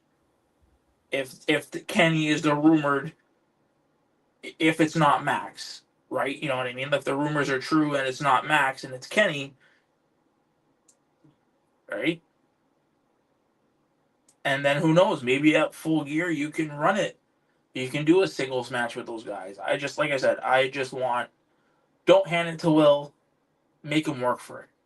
Make him come from behind. Make him the underdog in this story to where we're all rooting for him. Not just, okay, he won it. Definitely going to win it at all. Him winning it at Forbidden Door does not make me want to watch weekly episodic television of AEW. I could just wait till All In and be like, okay, he's winning it. We're good. Give us weeks of television. Give us weeks of build. Give us that adversity that we sit there. Because I guarantee you, I'm pretty sure if they give us this adversity and they give us this television where they're telling a great story with it, partnered with the amazing in-ring work that we know these guys can produce, you'd have guys like Noah, and not to call Noah out, but guys who, you know, like he said, I don't care. They're going to put on a great pay-per-view. That's what I'm here for, kind of thing. You know what I mean? Like, if I'm explaining it correctly, like I'm trying to. I get what you're saying. Yeah. Yeah, I got what you were saying 5 minutes ago. No offense. Cool, thank you. Yeah. Little long-winded there, bro. But, you know. Sorry. It is what it is. You get my point. Adversity, good. No, I get Keep you, going. but at the same time, and this is another point that Mr. New York brought up, when something is there, you need to pull the trigger. And you need to stop waiting and waiting and waiting and waiting and waiting, because then when you finally do pull the trigger, no one cares. You know? I think we're at the point where if they finally pulled the trigger on LA Knight, nobody would give a shit, except for maybe Jeff and I, because they fucked him over so many times. Will hasn't been in AEW that long officially. You're going to your WrestleMania in his home. And Tony is a sucker for those moments. WWE may be the moment company, but he's a sucker for giving those hometown people those moments. So it's kind of the thing where if Will doesn't win in All In, is anybody going to finally care when they do pull the trigger? Because they didn't do it. You know? That's the other side of the argument there.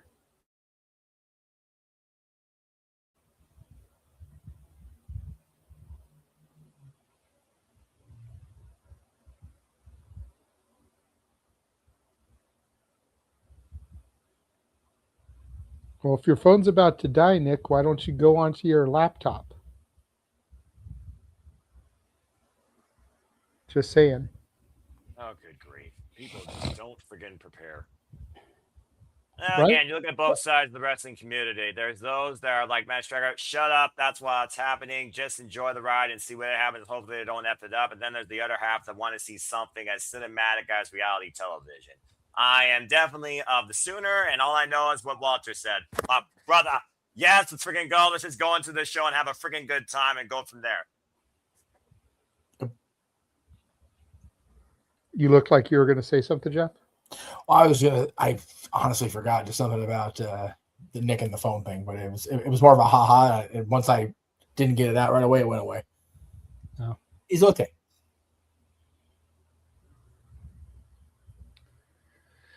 All right. Well, that's pretty much everything I was going to talk about tonight. Walter did send me a cool little talking point in private message. So since it's so early, I will do it like this. If y'all are down for one more talking point, we'll run the trailer and come back and do one more talking point. If y'all want to wrap things up for the evening, we can save that talking point for next week and pray it's a slow news week. Well, I wanted to talk about the 50th anniversary or something if we can get to it, but we can definitely do that real quick, especially considering the fact that you and I were there for it. Right. But if there's a specific topic that Walter sent you, I'm down to go. I know Noah's looking to dip, so.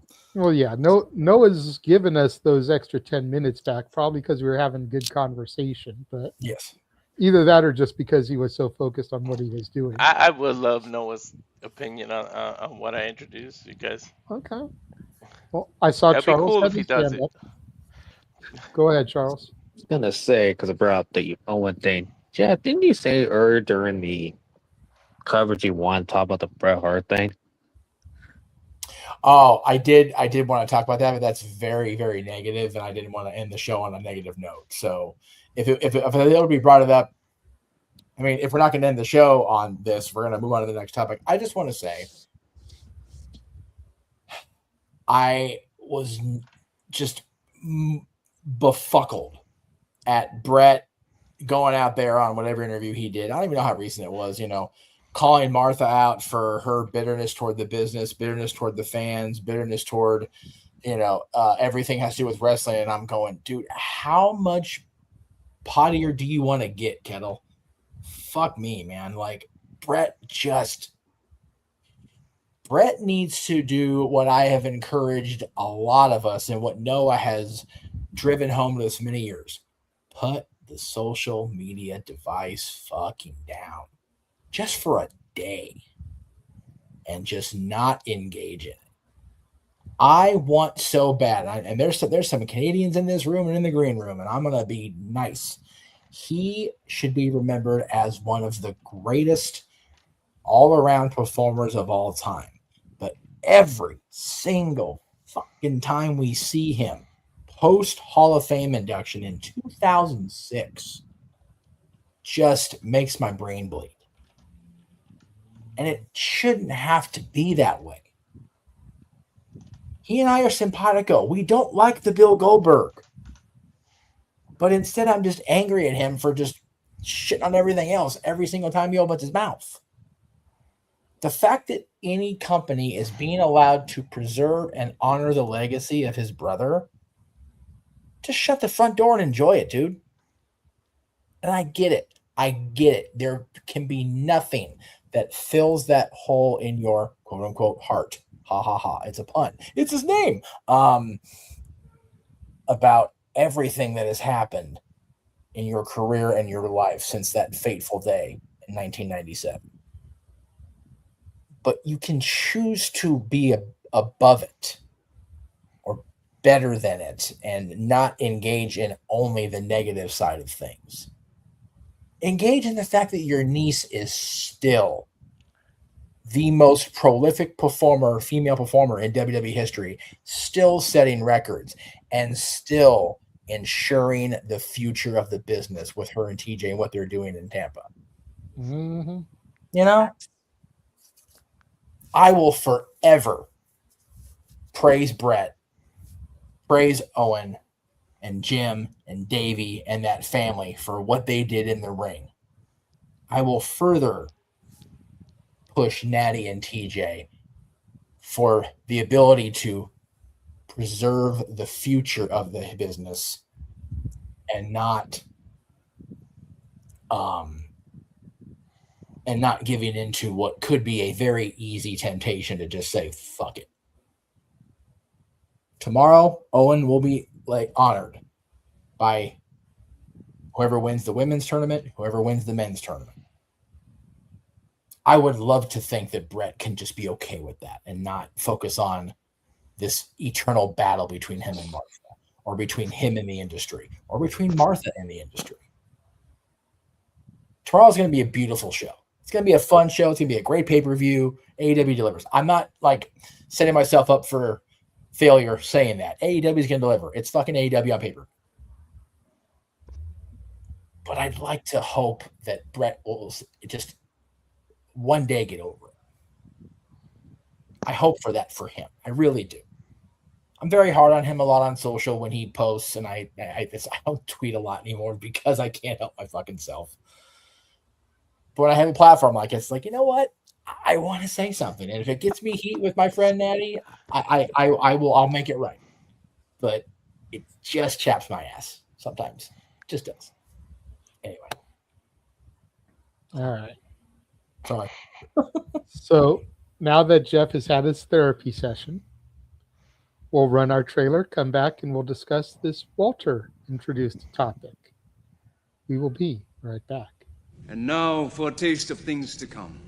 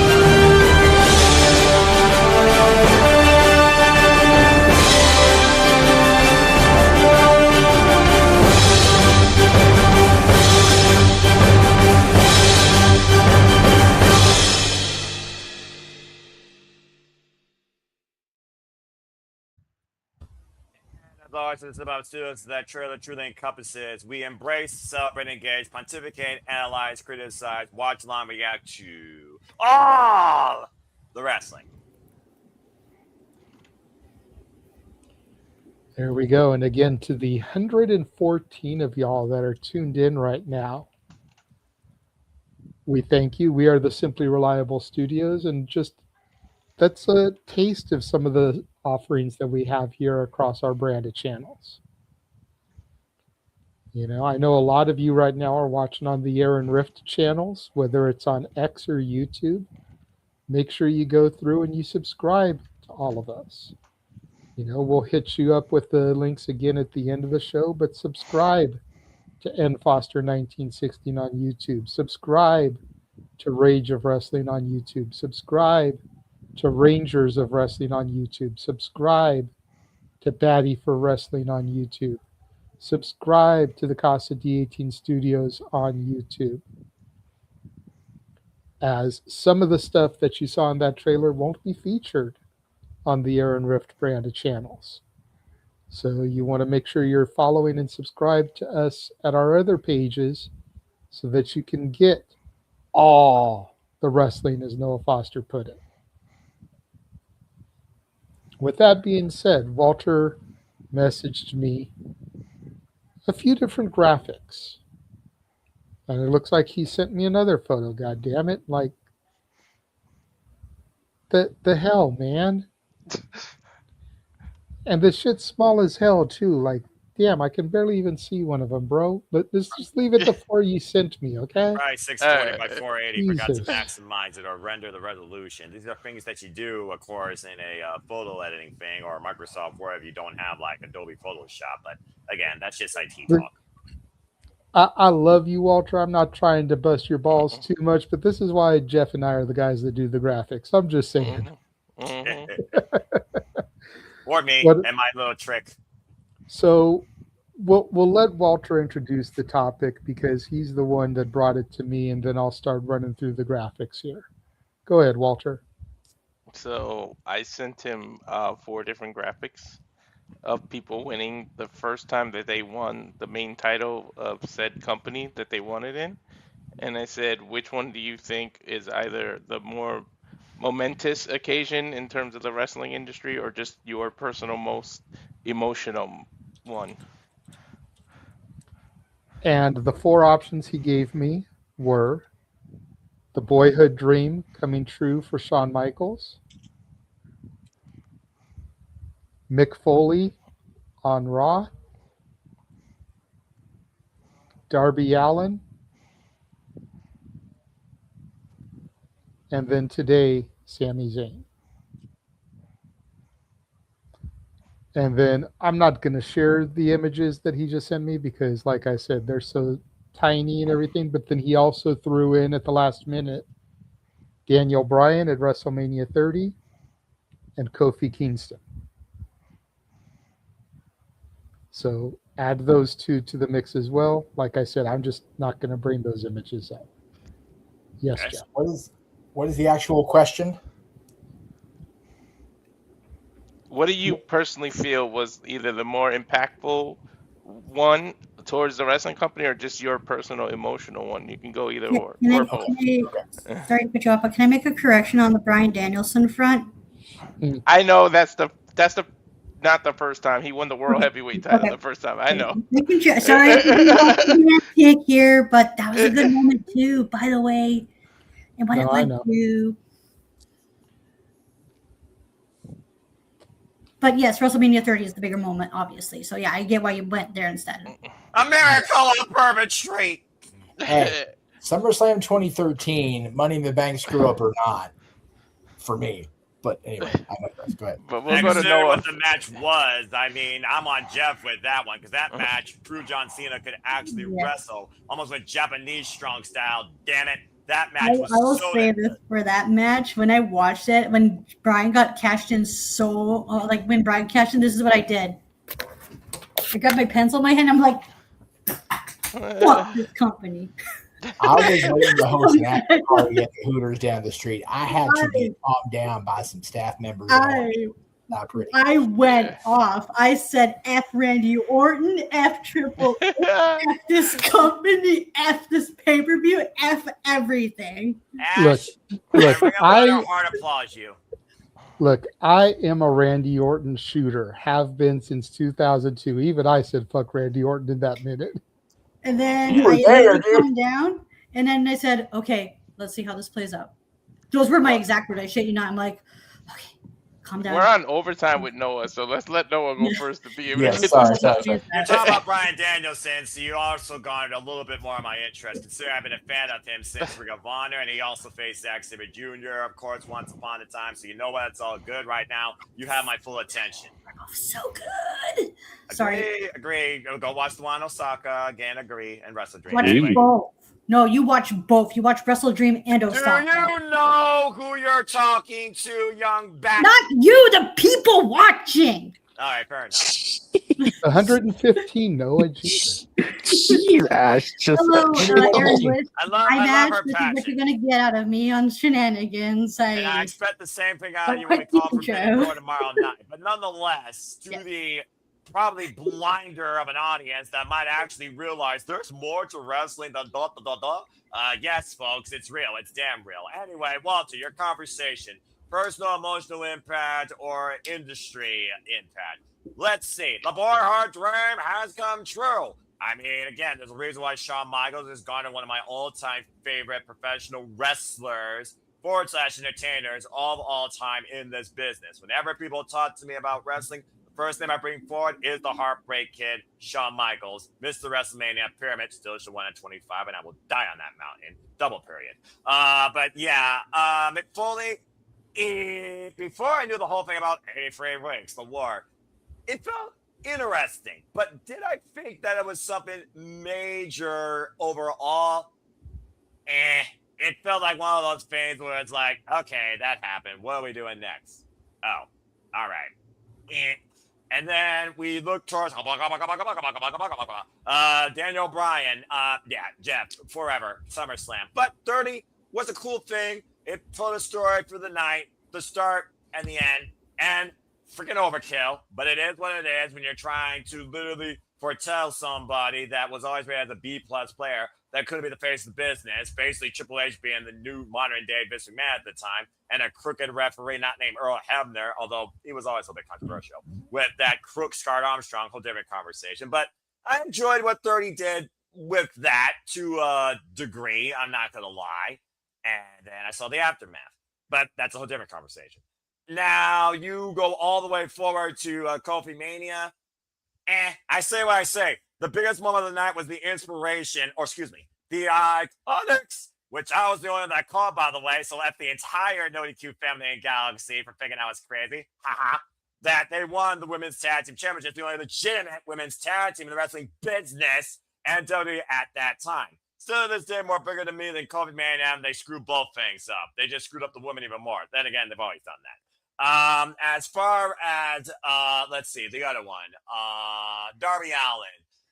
Darby Allin is very interesting because I keep calling Darby Allin AEW's icon, much like Sting was WCW's icon. And here is Sting passing off the proverbial torch to Darby Allin, who's lived and died 6 or 7 times to live in the moment and literally lives life on the edge of a lightning bolt every day because he wants to see what he can do now versus what may not come later. I think Darby Allin, for especially me that's followed AEW since day -1, when it was a fever dream, thanks to All In, when I was looking for something different in the business that wasn't the Fed and Ring of Honor and New Japan had me on by a thread, but thank God so I can go to NXT at the time. I think Darby Allin was really cool and really special when he was also endorsed by not only the past, but the present and the future, as everyone gathered at that time. And then the run of his life, the ride of our lives, where he defended it against so many different opponents through violent, passionate, differently defined demeanors.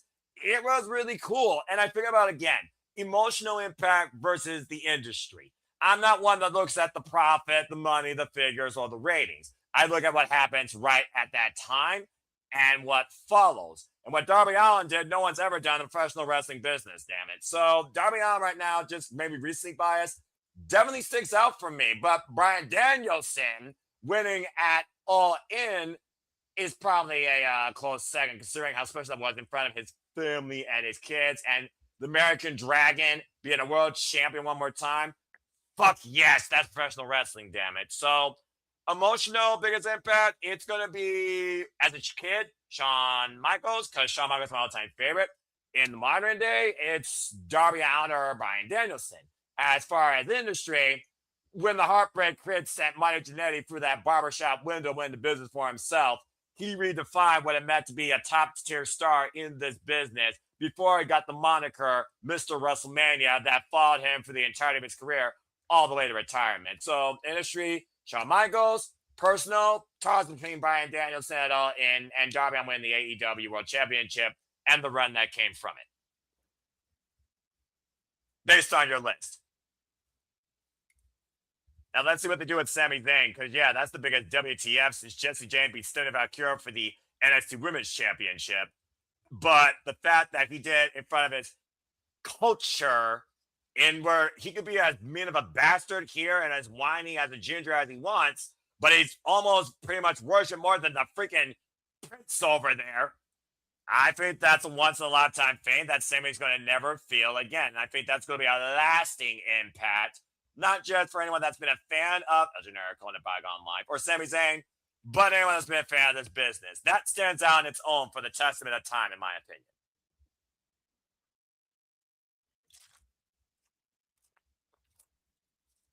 And with that, I bid you all fun adieu, as I will see you for the vendor call for AEW, but I have more important things to do with my spirit. So, in typical Kinematic fashion, you all are wonderful, you all are crazy, but take care of your families, just your life and enjoy wrestling. Goodbye and good night. Back.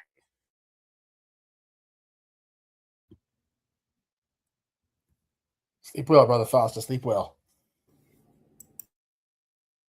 GJ, you are muted, by the way. I don't know if you're aware. And then there were 5. There we go.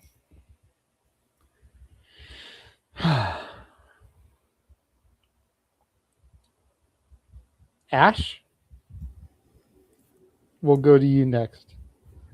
I would have gone ladies first for the topic, but Noah did need to get out of here, so. Yeah. So for the whole Darby Allin one, I can't really comment on because I haven't watched any of the reigns because I wasn't watching Dynamite. All I can just go off is from what my friends were saying, and go off of what my friends were saying about his title run. The Shawn Michaels one, I cannot say anything about that because I did not watch that. Go figure. I do know of its importance, though, and how that match was important about how it catapulted Shawn Michaels into stardom and also the creation of the first ever Iron Man match. So I get its historical the reference there. The Mankind one, I'm not sure. See, this was very tricky for me because I can't remember if I watched it or not because my memory of because certain childhood memories of mine are like a little cloudy, foggy, whatever it is. So I was like, I could be misremembering, or because there are certain things where I can't recall if I watched it or not, and can't remember properly if I've seen that title reign or not, or like that title win. To be fair, the whole night was a fever dream, depending on what side of the war you were on. True. I mean, it also doesn't help when you were like, for ADD, you're hooked on Ritalin, so. Yeah. 99 was a rough year for ADD in general, not just wrestling. Yeah. Anyway, It pretty much was the night WWE took the award back, pretty much, because WCW screwed it by mentioning what was happening, and they flipped the channels. The thing is, WCW hadn't won a battle since the night after Halloween Havoc, and they only won that because they showed the world title match for free because they fucked up on the pay-per-view. But, yeah, that night they had the chance. They had the promised, not delivered, Goldberg-Nash rematch. And then they finger-poked the doom out of them fuck themselves, and there you go. Mm-hmm. Yeah, and Sammy winning is pretty cool. I can't judge it right now because I want to see how the reign goes first, like how it plays out.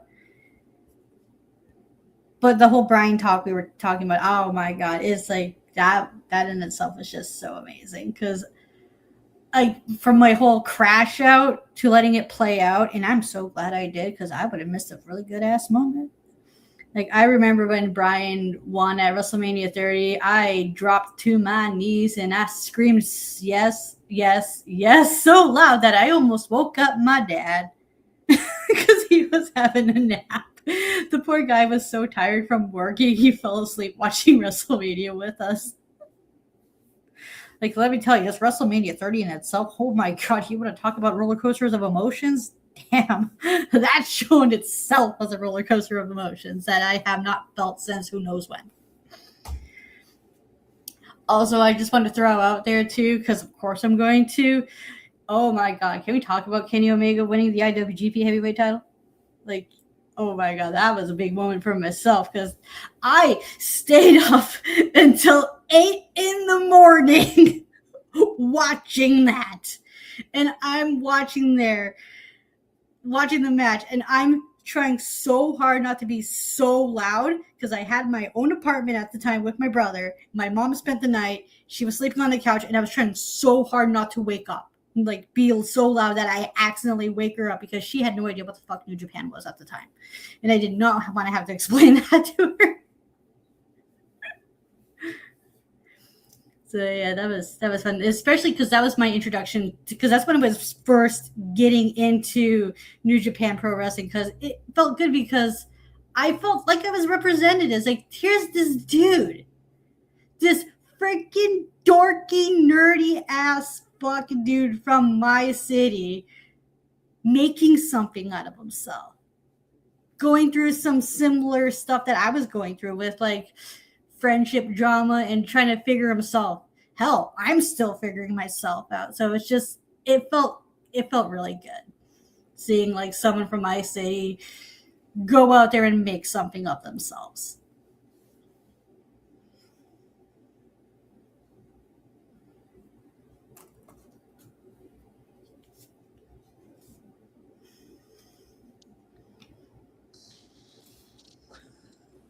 Can get down with that. I have to keep remembering I'm muted because I'm working on something on the other tab while everyone is talking. So You're good. Go ahead, Charles. Well, I will say one. I did not see that Michaels winning the title moment until like a rant after like a hype package feature that in like 2004 or 5. Because I wasn't, a lie, to be honest. Then, but I knew the importance of that. And I was just 1 year old when Mick Foley won the title. Pardon the other guys in this room as we crack our necks and stretch our backs back out and dye our hair back from gray. You fucker. Anyway, carry on. Sorry, Jeff. Sorry, Jay. Sorry. Look, I have to be honest here. Come on. No, you're good. No, to be honest, Walter, I never forget how young everybody else in the room is, or in the chat room. I suck. Ugh. You're good, man. You're good. So at least the one I will say, I did enjoy Brian win the title at 30 because I needed that was needed a feel good moment after, because that night at 30 was awesome. Even though I was the only person at my watch party I was in, picked Brock Lesnar to beat The Undertaker. And I wish I didn't in hindsight because that did not go as planned. I was not thinking straight that night. But outside of that, and then obviously Darby won the title. And then Sammy tonight, or yesterday, in my case.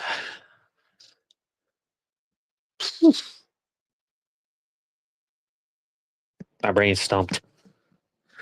But overall, Brian win the title for is my personal number one for me. So I get to Meacham. This is hard for me because I'm not the oldest guy in the room, but I'm the oldest wrestling fan in the room. You know what I mean? Like I've been watching long. But Walter, when did you start watching? Let's see. Like 4 years old, so like 86. Oh, okay. So you've been watching longer than me. I take that back. Yeah. Okay. 85. Okay. So impact on the business wise, I have to go with Mick Foley. Like, and it's horrible the reason it impacted on the business so much because it was WWE's opportunity and they just spoke their downfall into existence. So it kind of was what it was. Personally, emotionally impactful, like all of them except Shawn.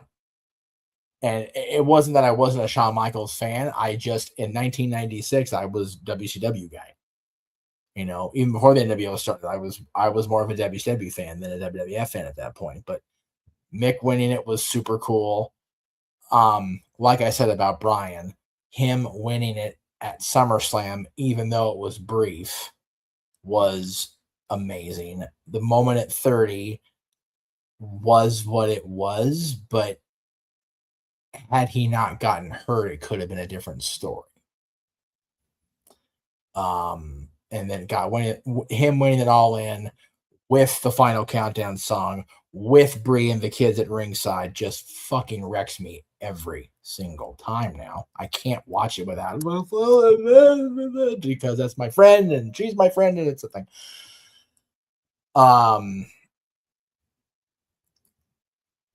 Being home and watching WrestleMania 35 and, I'll be a dickhead here. Sorry, Ash. Being able to call my son in and have him watch Kofi's win with me, knowing that his mother was going to lose her goddamn mind because I was letting him watch wrestling. It's like, no, this is his favorite. Fuck all the way off for about 5 minutes for me. Had I not been there in person for the end of the reign and the way the reign ended, it'd probably be a lot more emotional on me. You know what I mean? Watching that happen was more emotional negatively than it was in watching him win it on TV. That thing with Brock still chaps my ass. I'm going to piss off every AEW fan right now, but I really don't care. Darby winning it, I could not have given less of a fuck. I'm sorry. And yes, Max is my friend, biased as fuck, but I just, it was great for the Darby Allin fans. It was great for the fans of his story and his family and his people. I just did not give a single solitary fuck that it happened. And I was glad when it ended and Max got the title back. Today's win's different for Sammy. Sammy winning is going to sit with me for a minute. Not as much as him and Kevin winning the tag titles, but I was there in person. Again, that's a personal bias. So for me, impact on the business, I think it's Mick because of that point in time that really drove the final stake through the heart of WCW as far as viewership and ratings and everything. And just the last 2 years, just kind of treading on thin ice. Emotionally impactful. If I have to pick one, it's going to be Bryan, but not at WrestleMania. It was All In and SummerSlam 2013. All In more so because of Brie and the kids being there. And just the whole thing, the music was there. I'll never, ever forget watching the watch along and having JJ positively crash out over Final Countdown being used in Forbidden Door during that time period also. So the fact that he came out to that song again to win the world title over an amazing competitor like Swerve in front of all those people in that stadium and having Brie and the kids there and having the BCC there briefly before they went batshit on them. I think because none of us ever thought Bryan would get there again. Fuck, I'm getting emotional again now. Jesus Christ. I still get very weepy every time I watch or think about Bryan winning it all in. So there you go. There's your answer. Right, it's happening right now in front of you. It's Bryan it all in. There you go. I want to point out this weird theme that we had when we were talking about these title reigns, with a couple exceptions. I've noticed the theme was the moment of them winning the title was amazing, but the runs themselves and how they ended left to be a little bit more desired. No, the only one that didn't leave a shitty taste in our mouths was Mick, and that's because him and Rock were just so gold every single fucking time they touched in '99. So, and we all, even looking back, we all knew it was a means to an end. It was going to be Rock and Austin. That's what we were going to get. Hence why I said with a couple of exceptions. Right. But yeah, you're right. Shawn winning in '96, he had a terrible run through no fault of his own. 96 was just not the WWF year. It just wasn't. Even with Austin becoming King of the Ring and having the whole, Austin 316 moment. But yeah, Bryan's run ending the way it did every time was rough. And Kofi, dude, I want so bad to just get a DeLorean and pluck me and Aaron out of that Staples Center and going, nope, we're not watching this live. Thank you. This is fucked up. Not a fan. Change the space-time, change the whole timeline. I would change the timeline because it was what it was. I just don't want Aaron and I to be watching it live because I was furious. I need the kind of negativity on my system. Oh, so. I will say this real quick. Yeah, the follow-up with Brian did suck, but that will be. And again, if Brian would have faced a certain someone as year SummerSlam 2014, okay. So Brian not being champion meant I sat through watching one of my good friends, longtime friends in the business, getting fucking thrown around my home arena. So I'm not okay with that either. I was saying, crash out of that shit. Yeah, you're not wrong on that front because of the way we're building up. If Brian didn't have to vacate the title, it makes you wonder would they had him lose to Lesnar? I think and it be the same way they did with your dear friend of yours. But So but it's been the same way. My thing there though, if they do that to Brian in front of me, I think I'm worse. Like I think I'm worse off mood wise. I probably would end up in the freaking med bay there at Staples Center if they did that to Brian. Jesus Christ. But again, we'll never know. But I think the ultimate end game was Lesnar coming out of SummerSlam as the champion. I think that was the predestined nature of where creative was going. Yeah, that was the end game, regardless of who was champion. The fact that he took the streak from us, it was like, okay, like John has said that in the interviews leading up to his retirement. Where do you take Brock Lesnar from taking the fucking streak? You make him the champion. Mm-hmm. That's the only step. It's the only logical step left.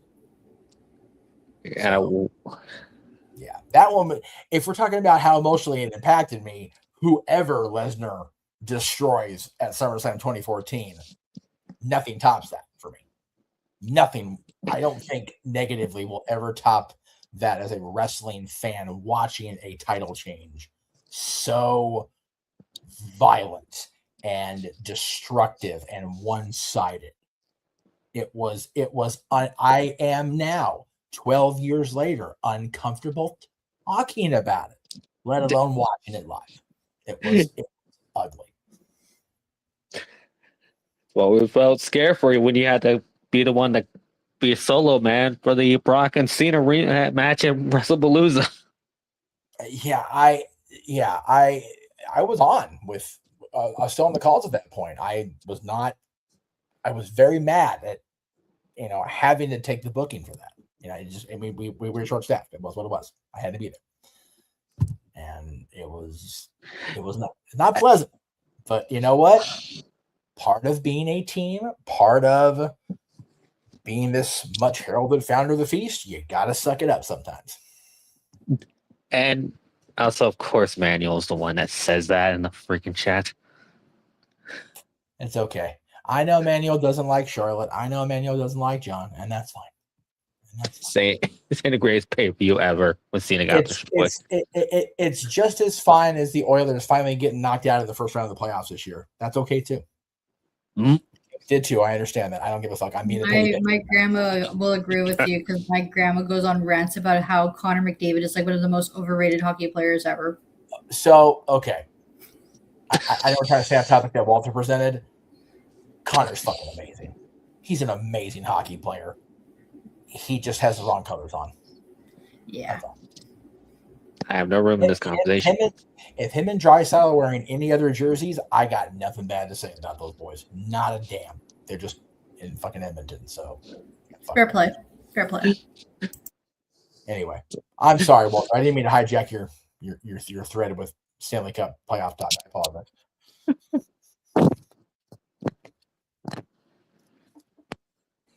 Especially in NorCal where the Stanley Cup don't exist. Damn. I was going to say, Walter needs to hire Dan House and give him some human money so that the Sharks can win something. That's a good idea. That fucking happening. Teeth or human monies? Yes, keep hitting wasted on San Jose winning the Stanley Cup. It's not fucking worth it, I promise. Maybe help. Never mind. Hey, let the Kings have the NBA title. I'm okay talking about the Kings winning the NBA title. I'm okay with that. You know what? Because Dan House doesn't follow fellow Michigan person. I should probably ask him to. Never mind. Never mind. What the- now I'm getting to that. Got the teams now. Here we go. Jesus Christ. Anyway, sorry. God damn it. I know. What am I going to do with you guys? Bring it back when I can in a couple weeks. JJ, you always like to instigate the madness too. Come on now. This is accurate. I'm usually an instigator. JJ is very much Heath Ledger's Joker. Do I look like a guy that's got a plan? I just do things. This is also Yeah. And we love you for it. I drive Noah insane. Well, that's it. Poor Noah. There's a lot of side title bonus. reigns that I could talk about if we have the time for our very first title runs that made me go, oh my God, this is why I love pro wrestling. And Jay, I know you're trying to move on. Emmanuel, no. We are collectively agreed earlier in the day to get Danhausen to uncurse the Leafs. The Toronto Maple Leafs need to win the Stanley Cup for Canada. Them motherfuckers Right. ain't won in over 60 years. Yeah, exactly. Since my dad was 6. They have not been a Stanley Cup champion since the Kings became a thing. So yeah, if we're gonna put human monies for Danhausen to uncurse Canada for the cup, it's the fucking Leafs. Just the Leafs, yeah. There's a reason why my Yeah. dad my dad's originally from Toronto, There you go. and I so badly want to get him a shirt that says about the Leafs becoming Stanley Cup champions at least once before I die. What's so sad is I saw a post a week ago. Every so often they change the rings out of the Stanley Cup so it can like stay, the current dimensions it always is. Yeah. The next time they change the ring, the Leafs will no longer be on the Stanley Cup. It's like, fuck, that's how long it's been. That's so sad. Can you imagine if he did that though, and they won, and it's like he did it to the Knicks the longer, 53 years, and then did it to Toronto 60 something years? That'd be fucking nuts. If they have Danhausen uncurse the Leafs, I'm saying it now at 2 hours, 36 minutes, and 28 seconds into this show at 10:37 p.m.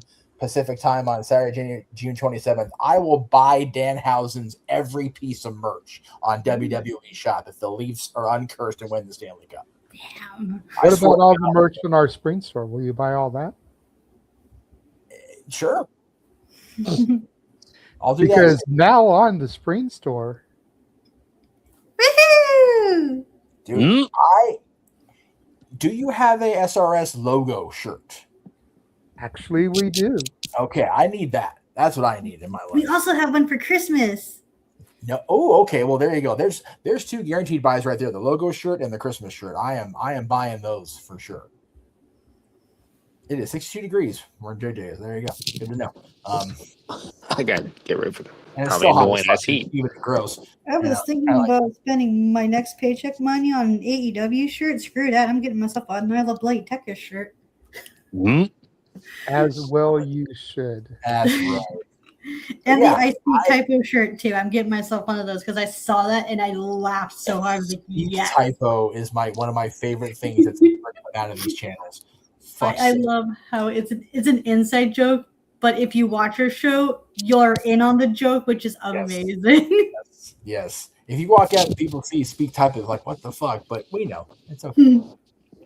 If you know, you know. And if Basically. you don't know, now you know. And if you don't, watch the show. Well, if you don't know, now you do, and knowing's half the battle. So.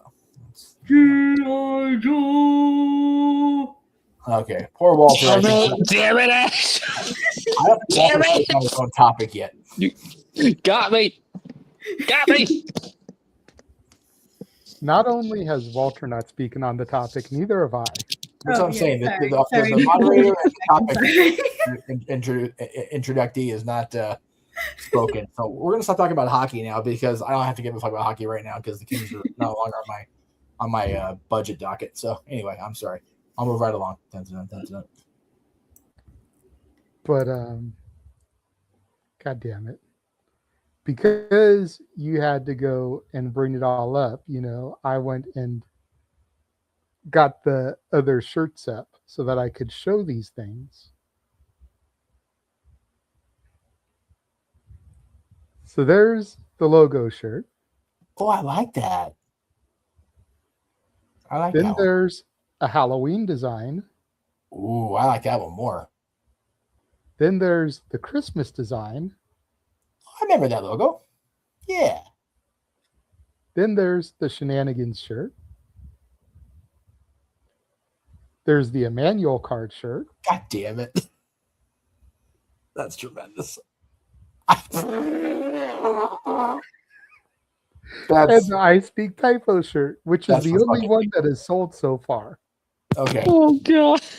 My only And The only there's thing- now the I Heart Bloody Techers shirt. I love that. And there's a We Want Mina shirt. Oh, there you go. Yeah, the only thing with the two green shirts is I can't wear them if I'm at the home studio because the green screen would just Yeah. rip Well, that shit there's, as with spring, you can choose which color shirt you want.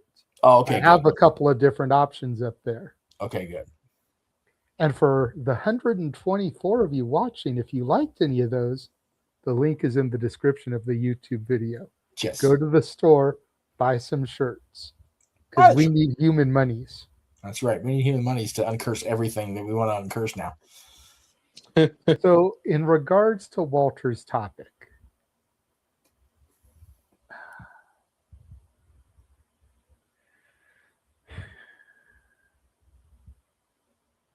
for me, the most emotional is a toss-up between Mick's and Sammy's. As far as the ones that were named off and given as options. And people are going to be like, oh, well, it's recency bias with Sammy. It's recency bias. No, I saw this motherfucker in a mask 21 years ago.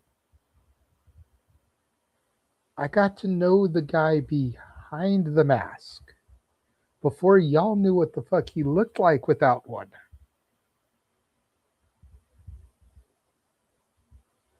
Much like with Brian. You know, Mick, I give a nod to because he's that niche hardcore wrestler. He was that fat, out of shape guy that was always told no.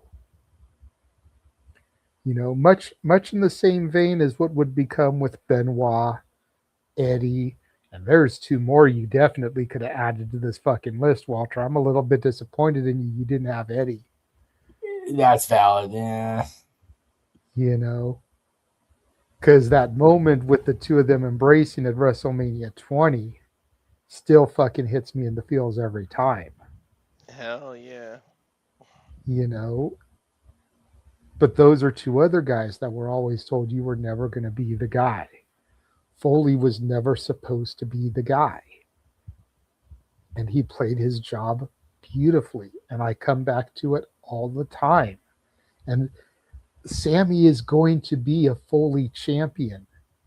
He's going to be the guy that runs the ball for a few yards to get the first down so they can move the chains down the field and set up for the next big play.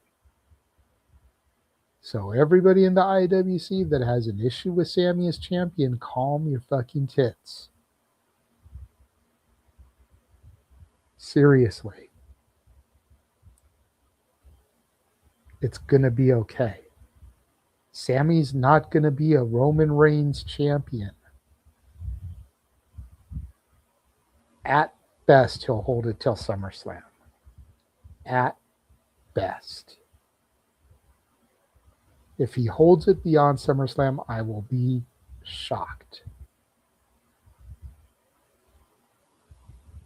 As far as best for the business,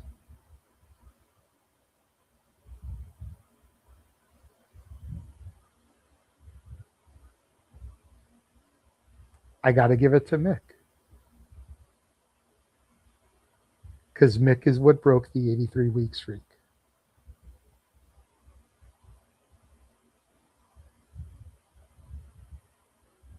It's what it was. Mick was that game changer, to take a phrase from one of my favorite indie promotions. And maybe the streak had been ended beforehand, but regardless, it was that really kind of was the final nail in the WCW coffin, like was said. So that's my take on it. Walter, it was your topic. Bring it home. All right. Now I witnessed all of them, not in person obviously, but I'm old enough to have witnessed all of them, been a fan long enough. So in terms of impactful for the business, I'm going with Shawn. Even though Bret Hart had the title before him, obviously that's who he beat. I feel like after Shawn won it, Vince looked at things through a different lens and say, okay, maybe you don't have to be 6'6", 6'7", 303 pounds, Jack, to be the head of my company. And I feel like the Benoits, the Eddie Guerreros, and all this, without Shawn getting the ball at that time he did, never would have been trusted to run the company, because that looking too small thing was really a precedent of in the history of wrestling. People wanted it was the carnival ad. People wanted to see these larger than life 6'7", 6'8" Jack guys, your Psycho Sids, 7 feet tall, and they didn't really want to trust the smaller guys that can go. And I feel like that whole new generation era wouldn't have happened without Shawn doing this. However, we know what happened in 95, 96, 97. Before Attitude in 97, it wasn't the best in wrestling. So, but the only thing that hurts Mick was the whole fact that it was pre-taped. Even though, yeah, the whole Tony Schiavone made the biggest mistake of his life and saying, don't flip the channel because Mick Foley's going to win the title. That'll put some butts in the seats. And then everybody said, click, and change the channel. But, yeah. But in terms of emotional, with the story and everything, my kids aren't into wrestling. But damn if they didn't sit next to me and watch Kofi Kingston win that damn title. And for minority, especially for us being Puerto Rican and black and everything, the whole history of that, when I can't watch it to this day without crying. I can watch Shawn, and Shawn's one of my favorite. He's my number 2. Undertaker, 1A I could say, because Undertaker, or 1A and 1B, because Undertaker and Shawn are just, sometimes I even flip-flop, but those were my 2 growing up, because I love Shawn even when he was part of the Rockers. I had his damn toy where you squeeze his legs and let it go, and he does the drop kick. I had all that. Like, I'm aging myself with that. I remember that exact Hasbro figure. Jesus Christ. Wow. I had all those. That's awesome. But yeah, it's being a minority and the significance of Kofi just actually doing it. You talk about somebody they thought you would never ever do it, especially after what happened in 2009 with Randy Orton and the whole stupid thing. You didn't think he could put himself back up there. Especially people were like, oh, now he's just stuck in the tag team. He's stuck in this New Day and selling bootios and doing that. He's never going to be there. And it's the same thing with Sammy now. It's like, whoo. Yeah, I had those too. I had those pillows I had Ultimate Warrior. I was the Warrior guy. I'm not going to lie. I wasn't the Hogan guy. I was the Warrior guy. But I had Macho Man. I had all those pillow things. Yeah, we had Macho King. We had Hogan. I think my brother had Warrior. I sure as fuck didn't. I think we even had DiBiase in that ugly green suit he had. Oh God, fucking hell. Yeah. I had the Hogan one until last year when we moved. I found it in the back corner of where I used to sleep, and the rain had seeped into the house and destroyed it.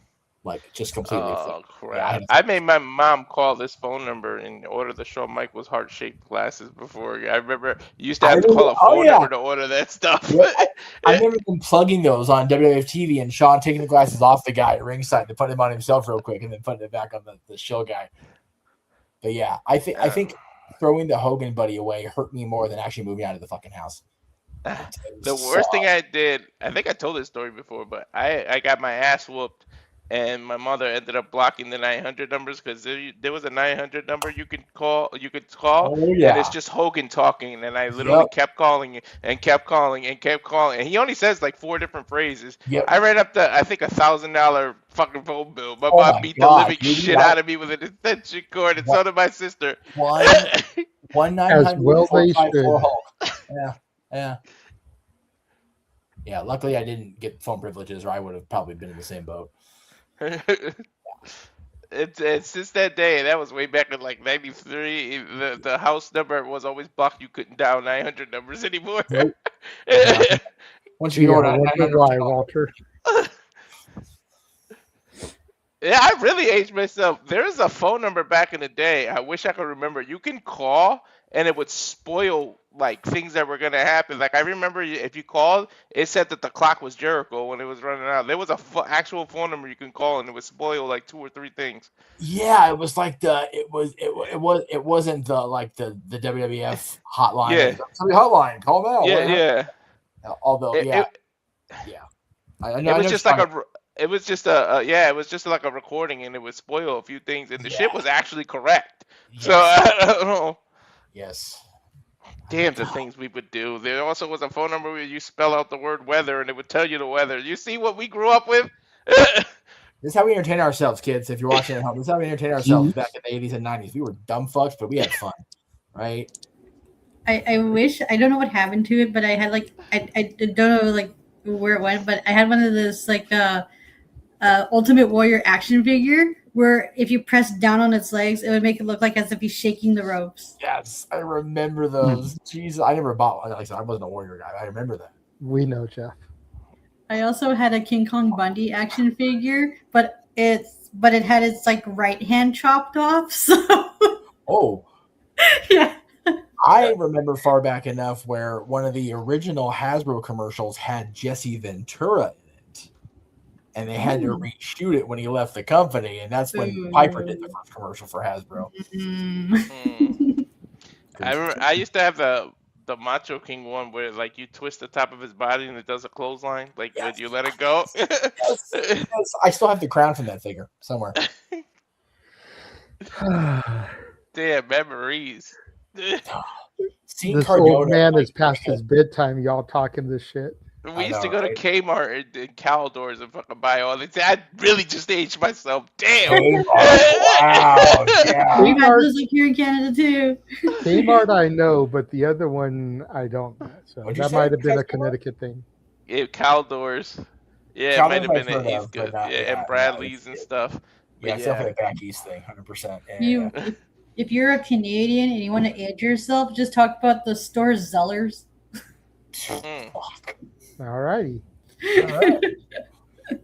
Well, good little side conversation, Walter. We do have one more topic that Jeff wanted to bring up, and we will get into that after one more commercial break. All the chills. Yes. Hey. Just took a moment to shill all those t-shirts, okay? That's right. We did. And now we're going to show the watch-alongs. And now for a taste of things to come.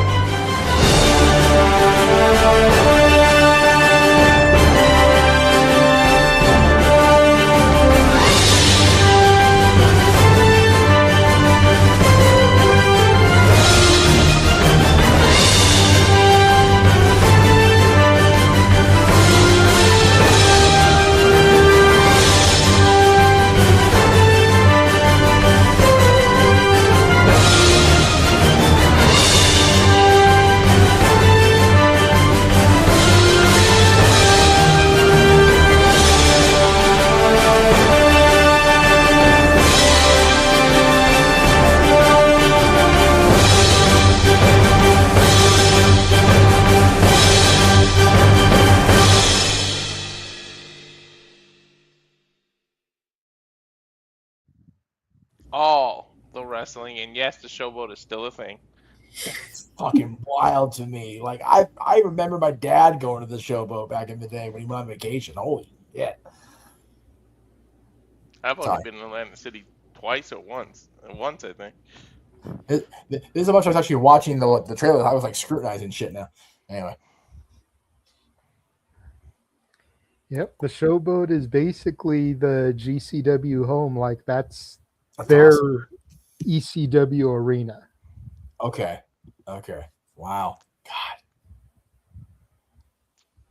Yeah, the showboat's been there forever. Anyway. That's where TOS, COS were. That's where Homecoming's going to be. That's their primary East Coast home. And then they do Homecoming LA because LA's become kind of like their second home. Like I think it was Tracy Lawrence song, now that my second home's become my first. Right. Yeah, that's fair. Because they come out here like 5 times a year now. They were here in February. Yep. They were here in April. They're here tonight. They're going to do Homecoming LA, which will probably be September. Yeah. They'll be back here for December. There you go. LA is the only market they hit as much as Atlantic City. Yeah. I got to get to at least one GCW show before I lose the ability to go do those shows, whatever that may be. As long as finances aren't in the crapper, I plan on doing Homecoming. Okay. That was my debut at GCW last year. That was Frankie and Jordan Oliver. I intend to run it back this year. And that's if Frankie survives tonight.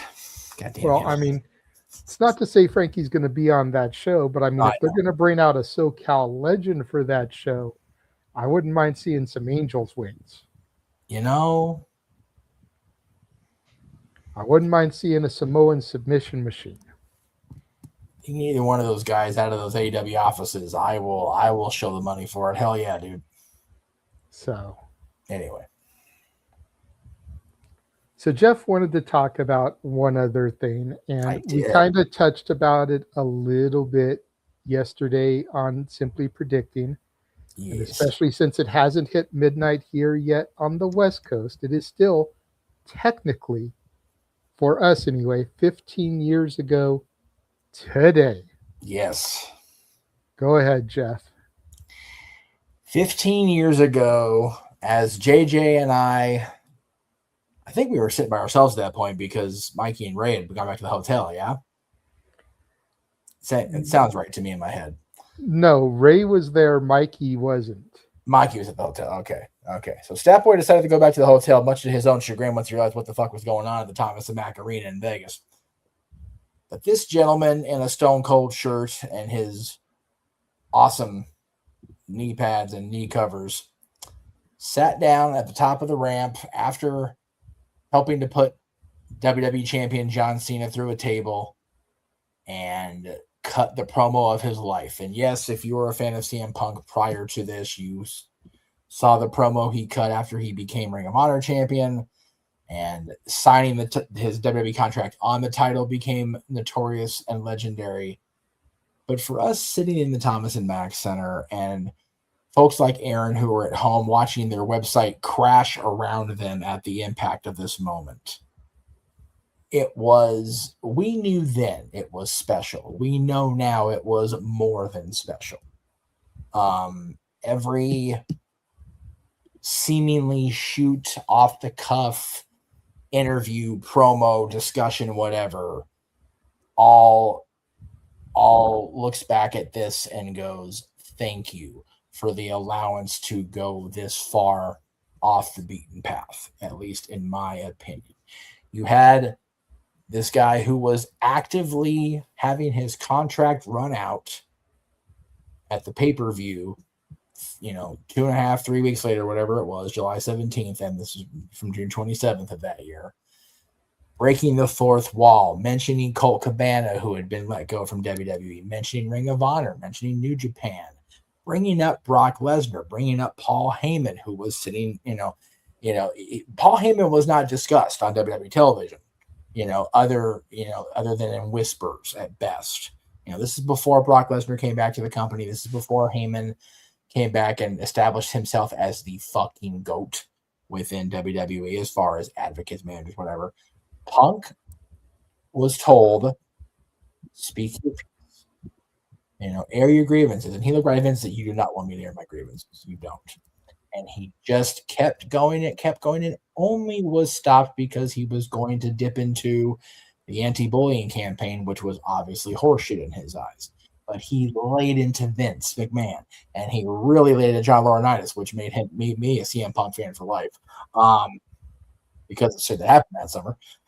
And I just wanted to, I'd like to play the clip. I'd like to read the promo, but I can't cut it the way Punk cut it. I don't want to undermine the impact of it by, doing a lesser than impression or a parody or whatever.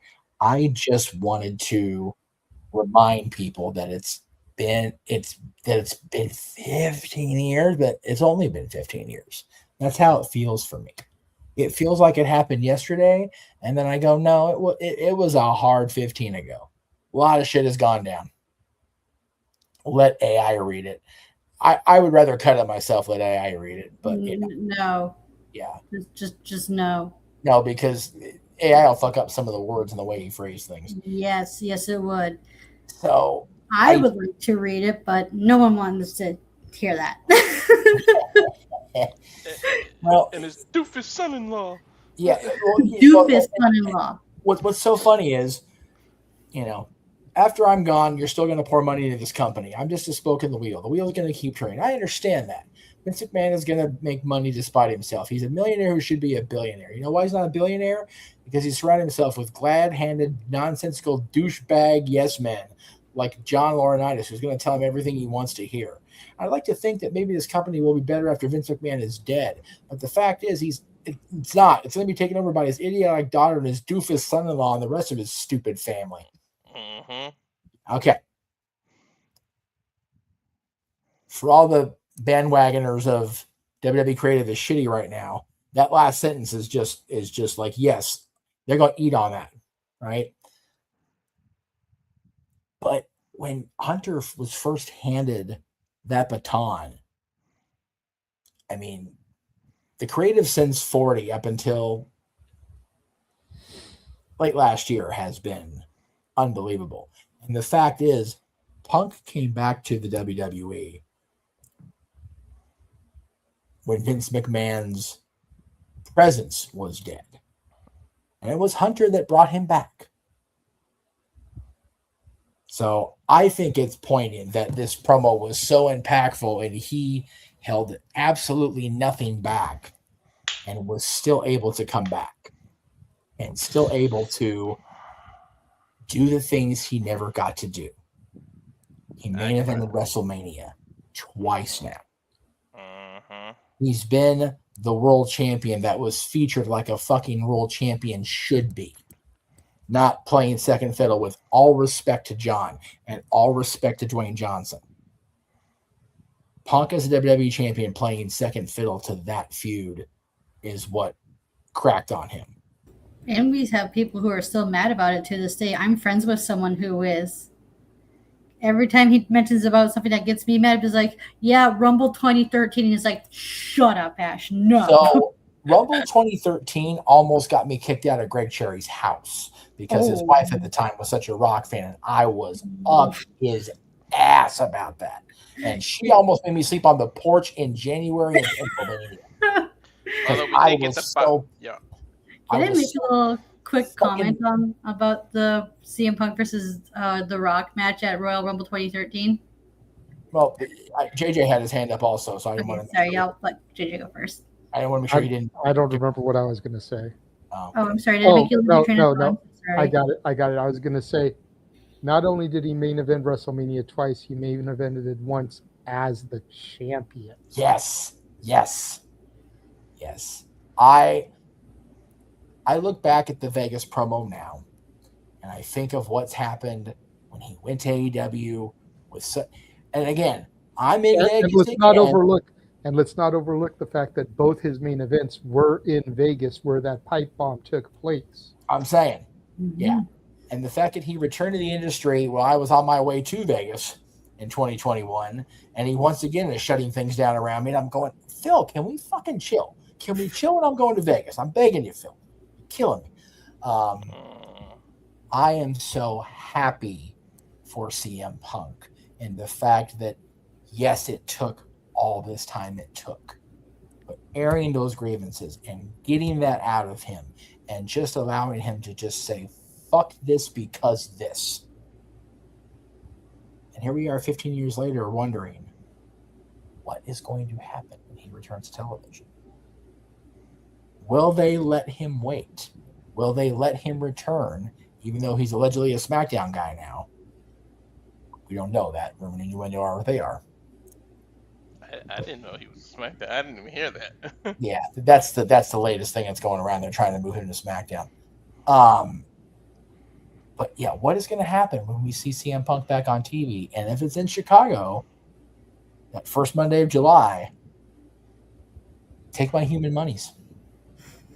Him and his wife need to come back in Chicago. So, I don't want to try that rabbit hole. We're trying to wrap up, but I am okay with the way AJ's run went. Like, if she doesn't come back, I'm okay.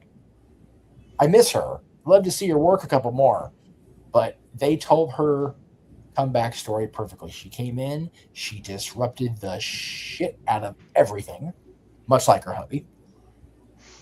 Had her program with Becky and lost because she was never going to be, coming back full time. Becky's that person that's going forward. Hey, she has a mental health clause in her contract, but going back to the Rock and Punk, if it wasn't for that, we wouldn't have got that arms are too short to box with God promo, which was solid. Yeah. I love that one a lot. I love the one he cut on Vince. I forget what Raw it was, but he was in the yellow shirt. He was still WWE champion and just laid into him. I'm like, Virtue loves that one too. So I'm not going to, that whole summer, he mentioned WWE ice cream bars on TV. Like, when was the last time you heard that shit before he said that? Yeah, we were so spoiled with the summer of Punk. The group of us, JJ and I and our girls and Mikey, all went to SummerSlam 2011 with some facet of Punk on our attire or somebody that was connected to Punk. I wore a Kings of Wrestling shirt that I brought from JJ because Claudio and Nero were so connected to Punk and Ring of Honor. We got a Colt Cabana blue Star of David shirt in that attire scheme because that's how much we love those folks. So yeah, I loved the summer of 2011. And I love that CM Punk has been given a second chance at making a lasting impression because goddamn it. And see, for me, I did not like CM Punk when I first met him, when I first encountered him at a show. I thought he was a grade A dick. It turns out he was, but for reasons that are valid. And then you have all these years later when he's still out of the business, for no reason other than he's a fellow hockey fan. He encounters my dad at the All-Star Weekend thing in 2017 out here in LA.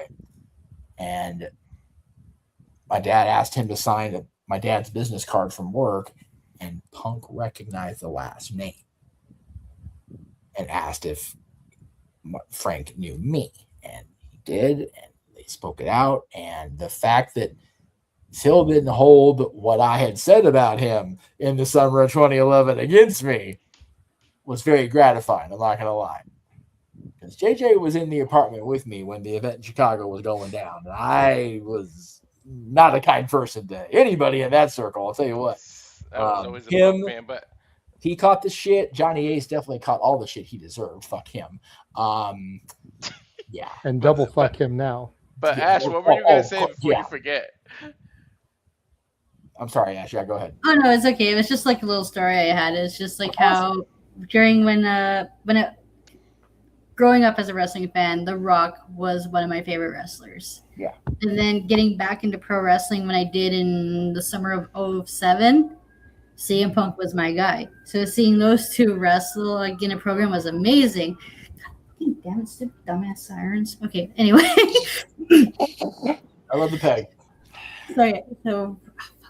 So yeah, it's going into Royal Rumble. I was happy those who were like feuding with each other because the promo battles alone, because those are the reasons why I like The Rock. When I was a kid, I didn't like The Rock because of his in-ring ability. I just loved him because he was such a good shit talker. Yeah, dude. My cousins and I would quote The Rock all the time. We'd be like, "It doesn't matter what you think." He would call each other jabronis and tell everyone to take that whatever they have, stick it sideways up their ass and shit like that. As like little freaking 8-year-old kids. I remember getting in trouble in high school because I made the teacher repeat what he just said. And I said, "How did you solve for X?" And as soon as he talked, I said, "It doesn't matter how you solve for X." And I made the whole class crack up. And boom, in school suspension. Okay. I was such a Rock guy back in the day, and still am. I never wavered from Dwayne.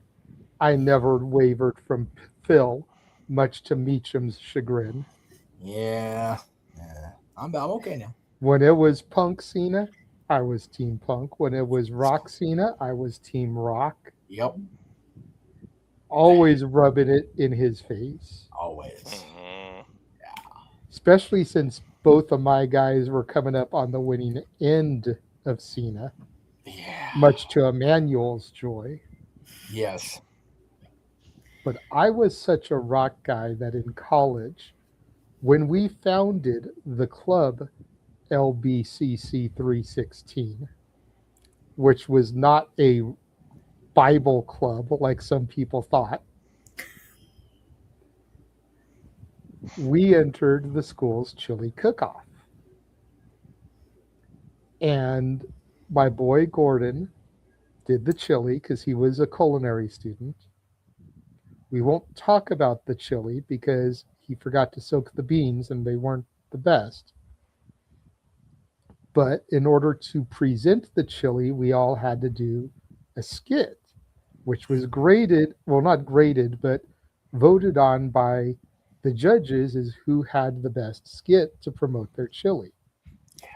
And you are talking to the guy that won that performance by doing a Rock impression. Nice. Nice. I had the KLBC people use my copy of WWF Volume 3, play the Rock's music, and I walked out there. It definitely wasn't no $500 silk shirt. It was a $10, thing, but it kind of had the Rock vibe to it. And I cut my promo about my chili, how it was the best damn chili in LBCC history. If you smell what the Rock is cooking. And I took home the award for best tremendous presentation. You smelt what it was cooking and it was chili. Hey. You know what? The irony is, as big of a Rock fan as I was, we didn't use Miami area code. We were calling our chili 504 chili because at the time, the No Limit Soldiers and everything were hot as fuck. And 504 was Louisiana. Yep. Which, granted, not that far from Florida. No. But we were trying to cash in on the success of the No Limit Soldiers and everything. Yep. Make them say, Yeah. Yeah. WCW got on the bandwagon. Yeah. You know what else is crazy? Made him heels. I only remember this because it was my damn birthday, but we're less than an hour on in West Coast time from 28 years of Undertaker throwing Mick Foley off the Hell in a Cell. I saw that post on Twitter, dude. Yeah, the 28th of June. Fuck, 28 years. Mm-hmm. That's wild. And Foley's still feeling it. God bless him. What a memory to have for your birthday, Walter. Right? On this day. Yeah. So yeah, I see Foley flying Royal off Rumble the that day. hell in a cell. So when I was like Punk was going in as champion, this is when the 430 plus day reign came to an end. So when The Rock won, my immediate reaction was, "Oh, cool! Yeah, The Rock won. One of my favorite wrestlers won." And then the sudden realization of, "Oh shit, that means Punk's not champion no more." Oh shit! Yeah. What have we gotten ourselves into? Yeah, because it should have been Punk Cena at Mania. It Yeah, we really see you, should Charles. have. Mhm. Yeah, I see you, bro. I'm not No. gonna ignore you. No, It should have been agree. Punk Cena. Once in a should- lifetime should have been once in a lifetime. There should have been no twice in a lifetime. I understand Cena's redemption by beating the man who sent him down the dark path. But it should have been Punk Cena. It should have been Punk Miz the year prior. Yep. And it wasn't. And I totally understand why Punk left. And before any of us go any further, go ahead, Charles. So yeah, because that's his point about the Rumble 2013. I am going to lie here. I know. I was like a full Cena fanboy back then. Still am, of course, but not as crazy. But I did question the whole why did Roxy need to happen again? What was the point of once in a lifetime? Yeah. It was so stupid. But and I thought the result of Punk losing the title was like, well, great. What's he doing at Mania? Oh, The Undertaker. Well, see, I am always going to be on the bandwagon of end of an era should have been end of an era. It was booked as that. Neither of those guys should have wrestled again. And I know we've got some pretty cool stuff out of Triple H and out of Undertaker after that. But, I don't think Punk needed to be part of the streak. I don't think it did anybody any good other than it was a solid story. It was a fun story because it involved Paul's recent passing versus recent passing at that point. So I thought it was an okay way to go. But yeah, even as a John fan, even as a guy that liked Undertaker and always wanted him to wrestle forever, Cena Punk was the way to go in New Jersey. Punk and Miz was the way to go in Miami. Even if it was never going to be the main event.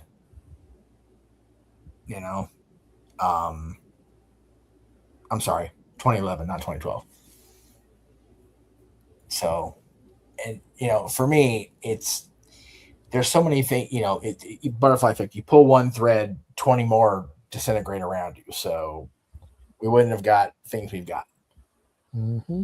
But I just wanted to bring it up today with the promo because it's the anniversary and it's wasn't able to comment a whole lot in the moment because we went to the hotel and I got so fucking plastered. I don't remember when I sit on that show that night. Drunk Jeff was at that machine and then up in the room cutting promos afterwards. So it's still up on the Casa channel. I know. Anybody wants to find it, you know what? I may go and look for it and just post it in the Shenanigans chat so that everyone can check it out. Nice. I don't watch myself back on purpose, especially when I've gotten fucked up as I got fucked up that night. So y'all have fun watching this shit. Drunk Jeff is an experience. Yes, it is. Yes, it is. And Drunk Jeff is on video more than Drunk Jeff would like to be on video. It's also valid. But if you can unearth those gems, if you can find them like finding a Mewtwo Pokemon, they are worth the watch. Catch them all. Mm-hmm. Yeah. Yeah, man. There's the JJ No DQ debut from SummerSlam 2010. 2010. It's not up anymore, unfortunately, but I've seen it float around. Yeah, you just have to look hard because you got to dig in the dark web. Yeah, definitely the dark web for that one. But it's out there. The way back. Drunk Jeff had to get carried through that by somebody who, for a while, wasn't mentioned on No DQ. I don't know the status anymore, so I'm not going to say his name. So, but yeah. And then Drunk Jeff is there for 2 episodes on my channel because post that Raw, we filmed 2 episodes. Yeah, and to defend Jeff at 2010 SummerSlam, Jeff decided to tweet out his seat location, and Jeff Finn decided to keep bringing him libations through a 3-hour pay-per-view.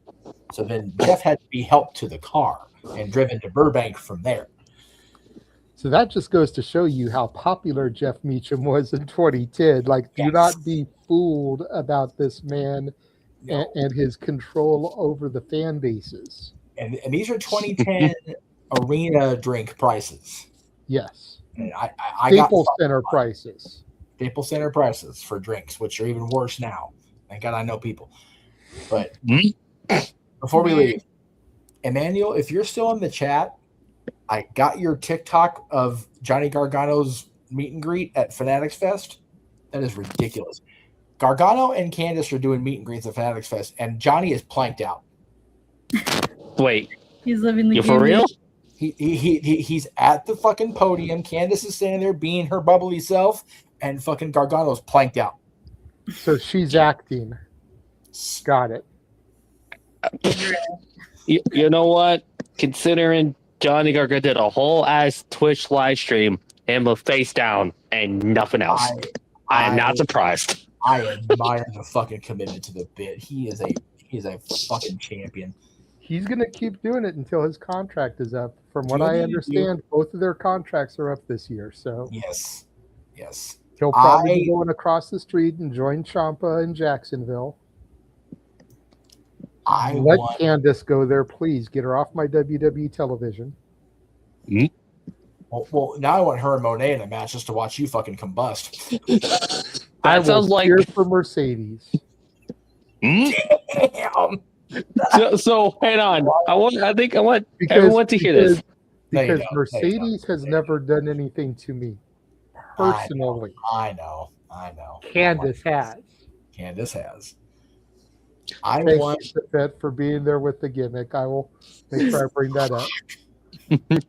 I want so bad to have one of Gargano's last things in WWE to come out of the plank coma and challenge Sammy, because Sammy's been just fucking talking at him for weeks. Like, Gargano's like, no, fuck this. I earned this title shot listening to your shit for 2 months. Just say it. I have to say this. What if Danhausen curses Gargano and that's what gets him to come out of his coma? Yes, please. Something like so stupid like that. Damn it, JJ, you were in my brain. I was gonna say that. No, damn it. Just something like that. Because You were in my brain. Yeah, if Johnny and Candice are going to let their contracts run out and they're going to leave and go reunite with Tommaso in Jacksonville, then he needs to go out with something just like that off the fucking wall. Like, I don't need her to be a champion again. She got the speed title. She got her little runs here and there, and that's fine. But Gargano's been sitting here fucking, like, planked out for a year. Let him do something, for crying out loud. I know I'm going to sound so tribalistic when I say this, but I'm just going to say it in general. I cannot wait for when Gargano goes to AEW and starts feuding with Ciampa, and people be like, oh my God, this is so cool. Be like, oh, really? It's all cool all of a sudden? You weren't saying that when he recommended you their feud for when they were in NXT, but all of a sudden you like it now that they're in AEW? Okay. Hey, if they can have the kind of matches with the kind of intensity they had in NXT, shut them tribalists up. Tell you what. I'm just saying I'm just saying it's so dumb. It's just like, it is dumb. It's like, if they're smart. It's just like, I hate when fans do this. Like, they'll hate it when one company does it, but they'll like it when the company they like does it. And it's just like, no, what are we doing here? No, 100%. But if they're smart, they won't have them feud right away. They'll reunite them as DIY and let DIY feud with all the tag teams. And then a couple years down the road, they can break them up. Yeah. You know, for me, I like to see Johnny go to AEW and Candice go to TNA and reunite with Indy, personally. I know you're not a fan of Candice, and I totally understand and acknowledge your justification of it. But there's still... I can see it just because TNA needs knockouts and knockout Yes. tag I was about to teams. say that, yeah. Yep, they do. But that's... I'm only going to say no because I think they would want to stay together.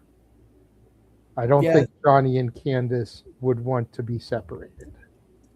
That's probably accurate, especially at this point in their careers. They've got the kiddo now. They're a traveling couple, so it makes sense to not separate them. But I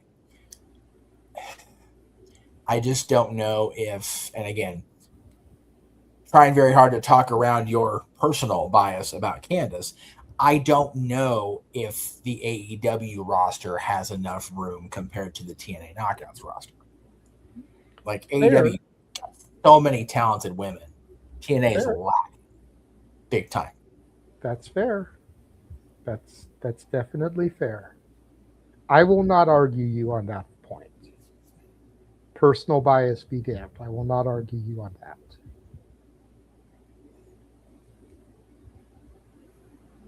But I think it's time to wrap things up. I would tend to agree. Let's go ahead and begin the shills so we can get out of here.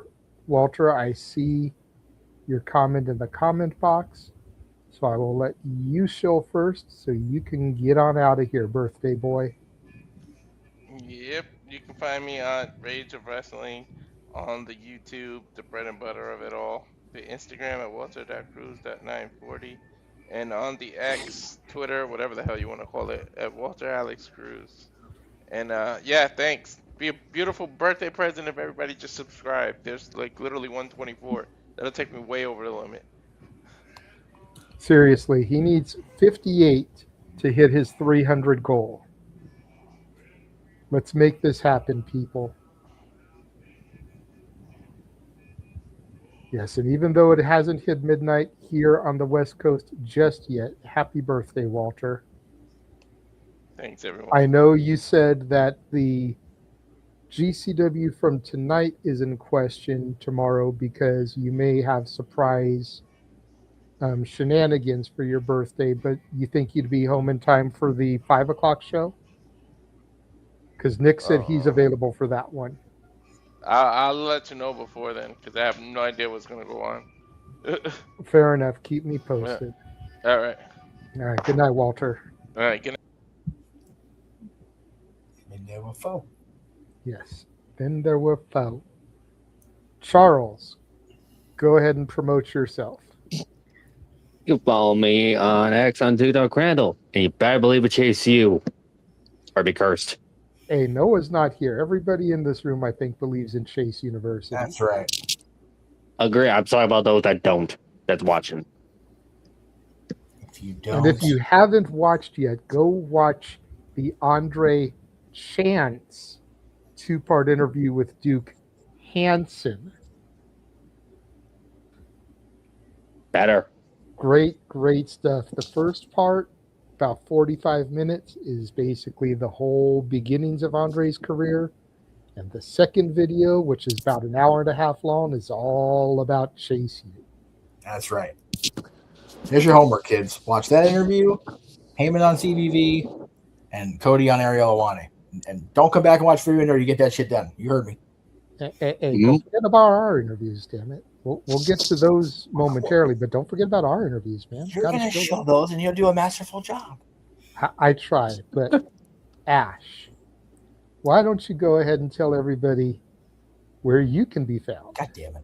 You can find me on X, the app formerly known as Twitter, at ShadowBadAsh, and subscribe to my YouTube channel at Batty for Wrestling. Don't be a dickhead. That's right. And now you can buy Batty for Wrestling merchandise. with the I Heart Bloody Techers shirt that is now available on the Spring Store. Description below. All right. That brings us to Meacham. Well, you can also find Ash seated tomorrow for Saber and Omega because, damn it, we are going to be seated for that match. _ Jeff Meacham on Instagram, on Threads, and on Twix. If you must contact me on Facebook, it's at Jeff Meacham. Just ask me first. Brian, you keep that separate still, but it doesn't seem to happen very well. But yeah, I am all about whenever I can pop in and say hello, I'll be here. And that was the case today. That'll be the case for part of tomorrow. But the mouse shall call upon me. So I will not be here next week, unfortunately. But I'll be on Main Street for 4th of July fireworks.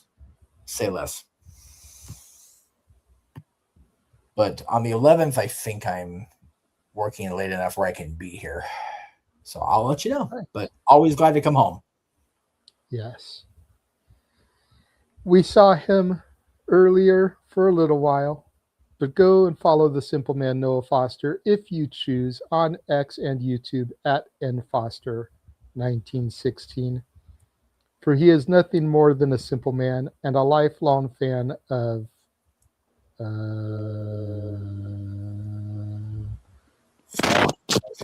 I'm not going to be able to do it like him, but professional wrestling. Damn it. Damn it all. That's right.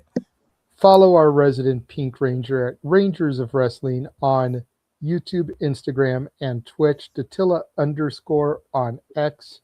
And also make sure you follow her new startup, Pop Culture Powerbomb. That is PC Powerbomb on the X. And then there is I. Yes. God damn it. I love that. Leave. You know, should I do that one tonight, or because of Night of Champions, should I run with Jade? I'm good with either. Run with Jade tonight. Yeah, whatever works. You can find me on Instagram at the Renegade JJ Williams. YouTube is Casa D18 Studios. X is Casa D18 Studio. No S at the end.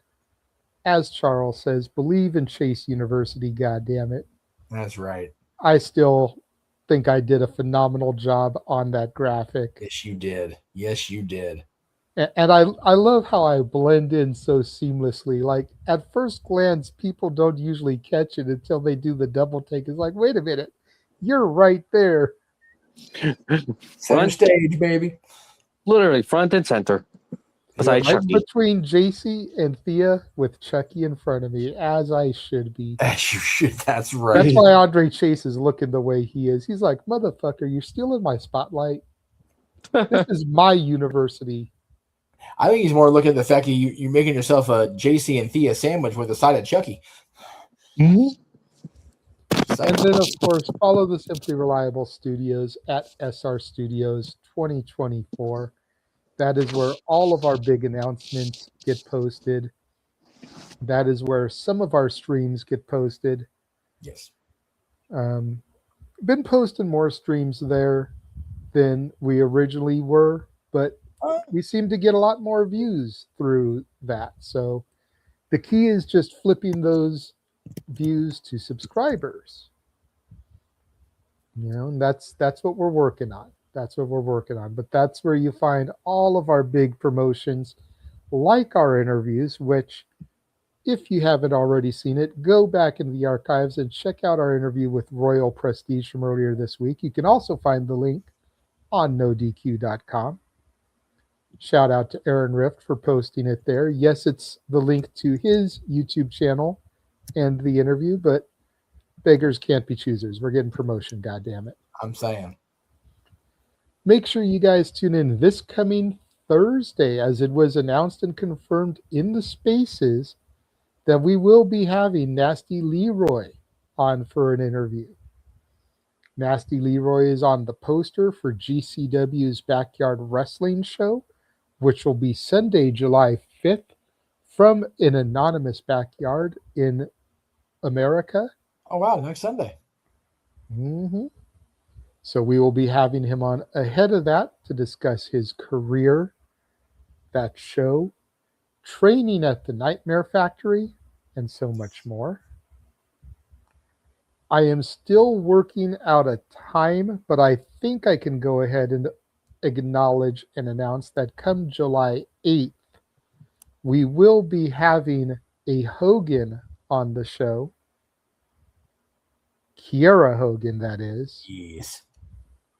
The former two-time TNA Knockout champion and one of Jade's former baddies will be on the show. We also have confirmed for July 28th, once the 90-day non-compete expires, we're going to be having the former Joe Gacy on for an interview.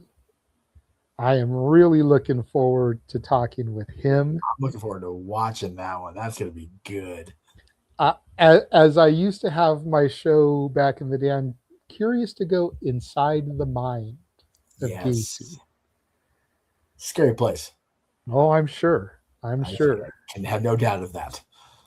And then for those of you in the Tennessee area, July 11th, Pro Wrestling Symphony is having a free show. Yes, free. F-R-E-E, entitled of all things, Free for All. And we will be the match sponsors for their tag team title match. Nice. As Royal Prestige defends the belts against Dragon Kai. Damn. I thought that was the graphic that I had in there, but I guess it wasn't. What's up, Charles? I see your hand up while I grab the graphic. I like how the image that was a full blown game freaking thing. That was kind of cool. That is cool. I ain't gonna lie. Yeah, there it is. There it is. The game it comes to mind, that one. Yep, and it's Super Smash Brothers Melee. Is what that makes it better. For. Yes, yes. That's Is it better? Yep. Now that I see it, I can't unsee it. Yeah, yeah. But there's I saw it instantly. With our logo on there, sponsored by Simply Reliable Studios. I love that. 2 weekends from now. Yes. And then we showed it all off earlier, but we'll run through the merch one more time. Again, link in the description below. You can get the Simply Reliable Studios shirt. You can get our Halloween themed shirt where the logo is made out of bones. You can get our Christmas themed logo. You can get our very own Saturday Shenanigans shirt. You can get a shirt for Walter, the Rage of Wrestling. You can also get Walter's I Speak Typo shirt. That is great. That is You great. could also get Ash's I Heart Bloody Techers shirt. You can get the Emmanuel card shirt. That may be my favorite, I'm not going to lie. And you can get your very own We Want Mina shirt. Jesus Christ. Mina and her Shirakawa's on display. Good Lord Almighty. Yep. It's too late for that shit. I gotta go to bed soon. Go on down there. I gotta work tomorrow. Fuck. So Anyway. Go to the link in the description. Buy the merch. Yes. We might try to figure out something for the first fan that buys some merch and submits a picture of it. We may try to come up with some kind of giveaway. Yeah. And I just personally want to again thank Aaron Rift. AaronRift.com. Yeah. At Aaron Rift on Twitter, X, Twitch, whatever the fuck. Because that's still my fucking media we're broadcasting on his channels, whatever channel it is. It's still weird. The original pitch was for the No DQ channel, but he was concerned about the algorithm with the watch alongs and then his reviews and 100%. everything. And like, I get it. I still don't fully understand algorithms, but he's been doing it for way longer than I do. Hell yeah, dude. So I totally get it. However, he did say that if the views are up there, You know, if he sees like a big audience, then he may go ahead and just say fuck it and Yeah. start putting it on the No DQ channel. So Shit. we had like 450 people watching our watch along today. We've got almost 125 people watching us now. I love it. Again, a good chunk of those people are on his channels. You know, because when you really think about it, Shenanigans maybe cracks 20 people on a normal basis. Yeah. So, but as Jeff said, thank you again to Aaron Rift for allowing us to be on his YouTube and X pages. Make sure you follow everybody. You've seen the handles.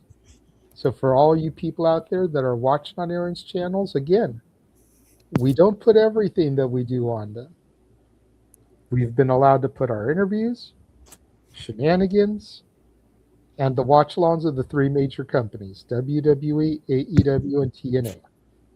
We're not even sure if that extends to Ring of Honor and NXT yet, because those are under the AEW and WWE umbrellas. Yeah, those are subsidiaries. You know, but we also don't have a way to do NXT watch-alongs right now, and Ring of Honor does like 3 shows a year, so we got time to figure out if we can put that up there. But for right now, it's just WWE, TNA, and AEW. Yes. So if And we're you want grateful. to see some of the stuff that we have in our watch-along trailers that aren't those companies, you need to be following the rest of us, because that's where you'll find those shows. If you like New Japan stuff, subscribe to Batty for Wrestling and Noah Foster's channel. Yes, exactly. So for Nick, the Canadian King of Food, for Walter, for the Simple Man Noah Foster, for Charles and Grogu, Yes. for our Canadian friend Ash, for the Nick Fury of this shit, Jeff motherfucking Meacha. I have been the moderator extraordinaire. I am the Renegade of Wrestling, JJ Williams. Thanking you guys for joining us this evening, and we will catch you guys next time. Have a good night, everyone.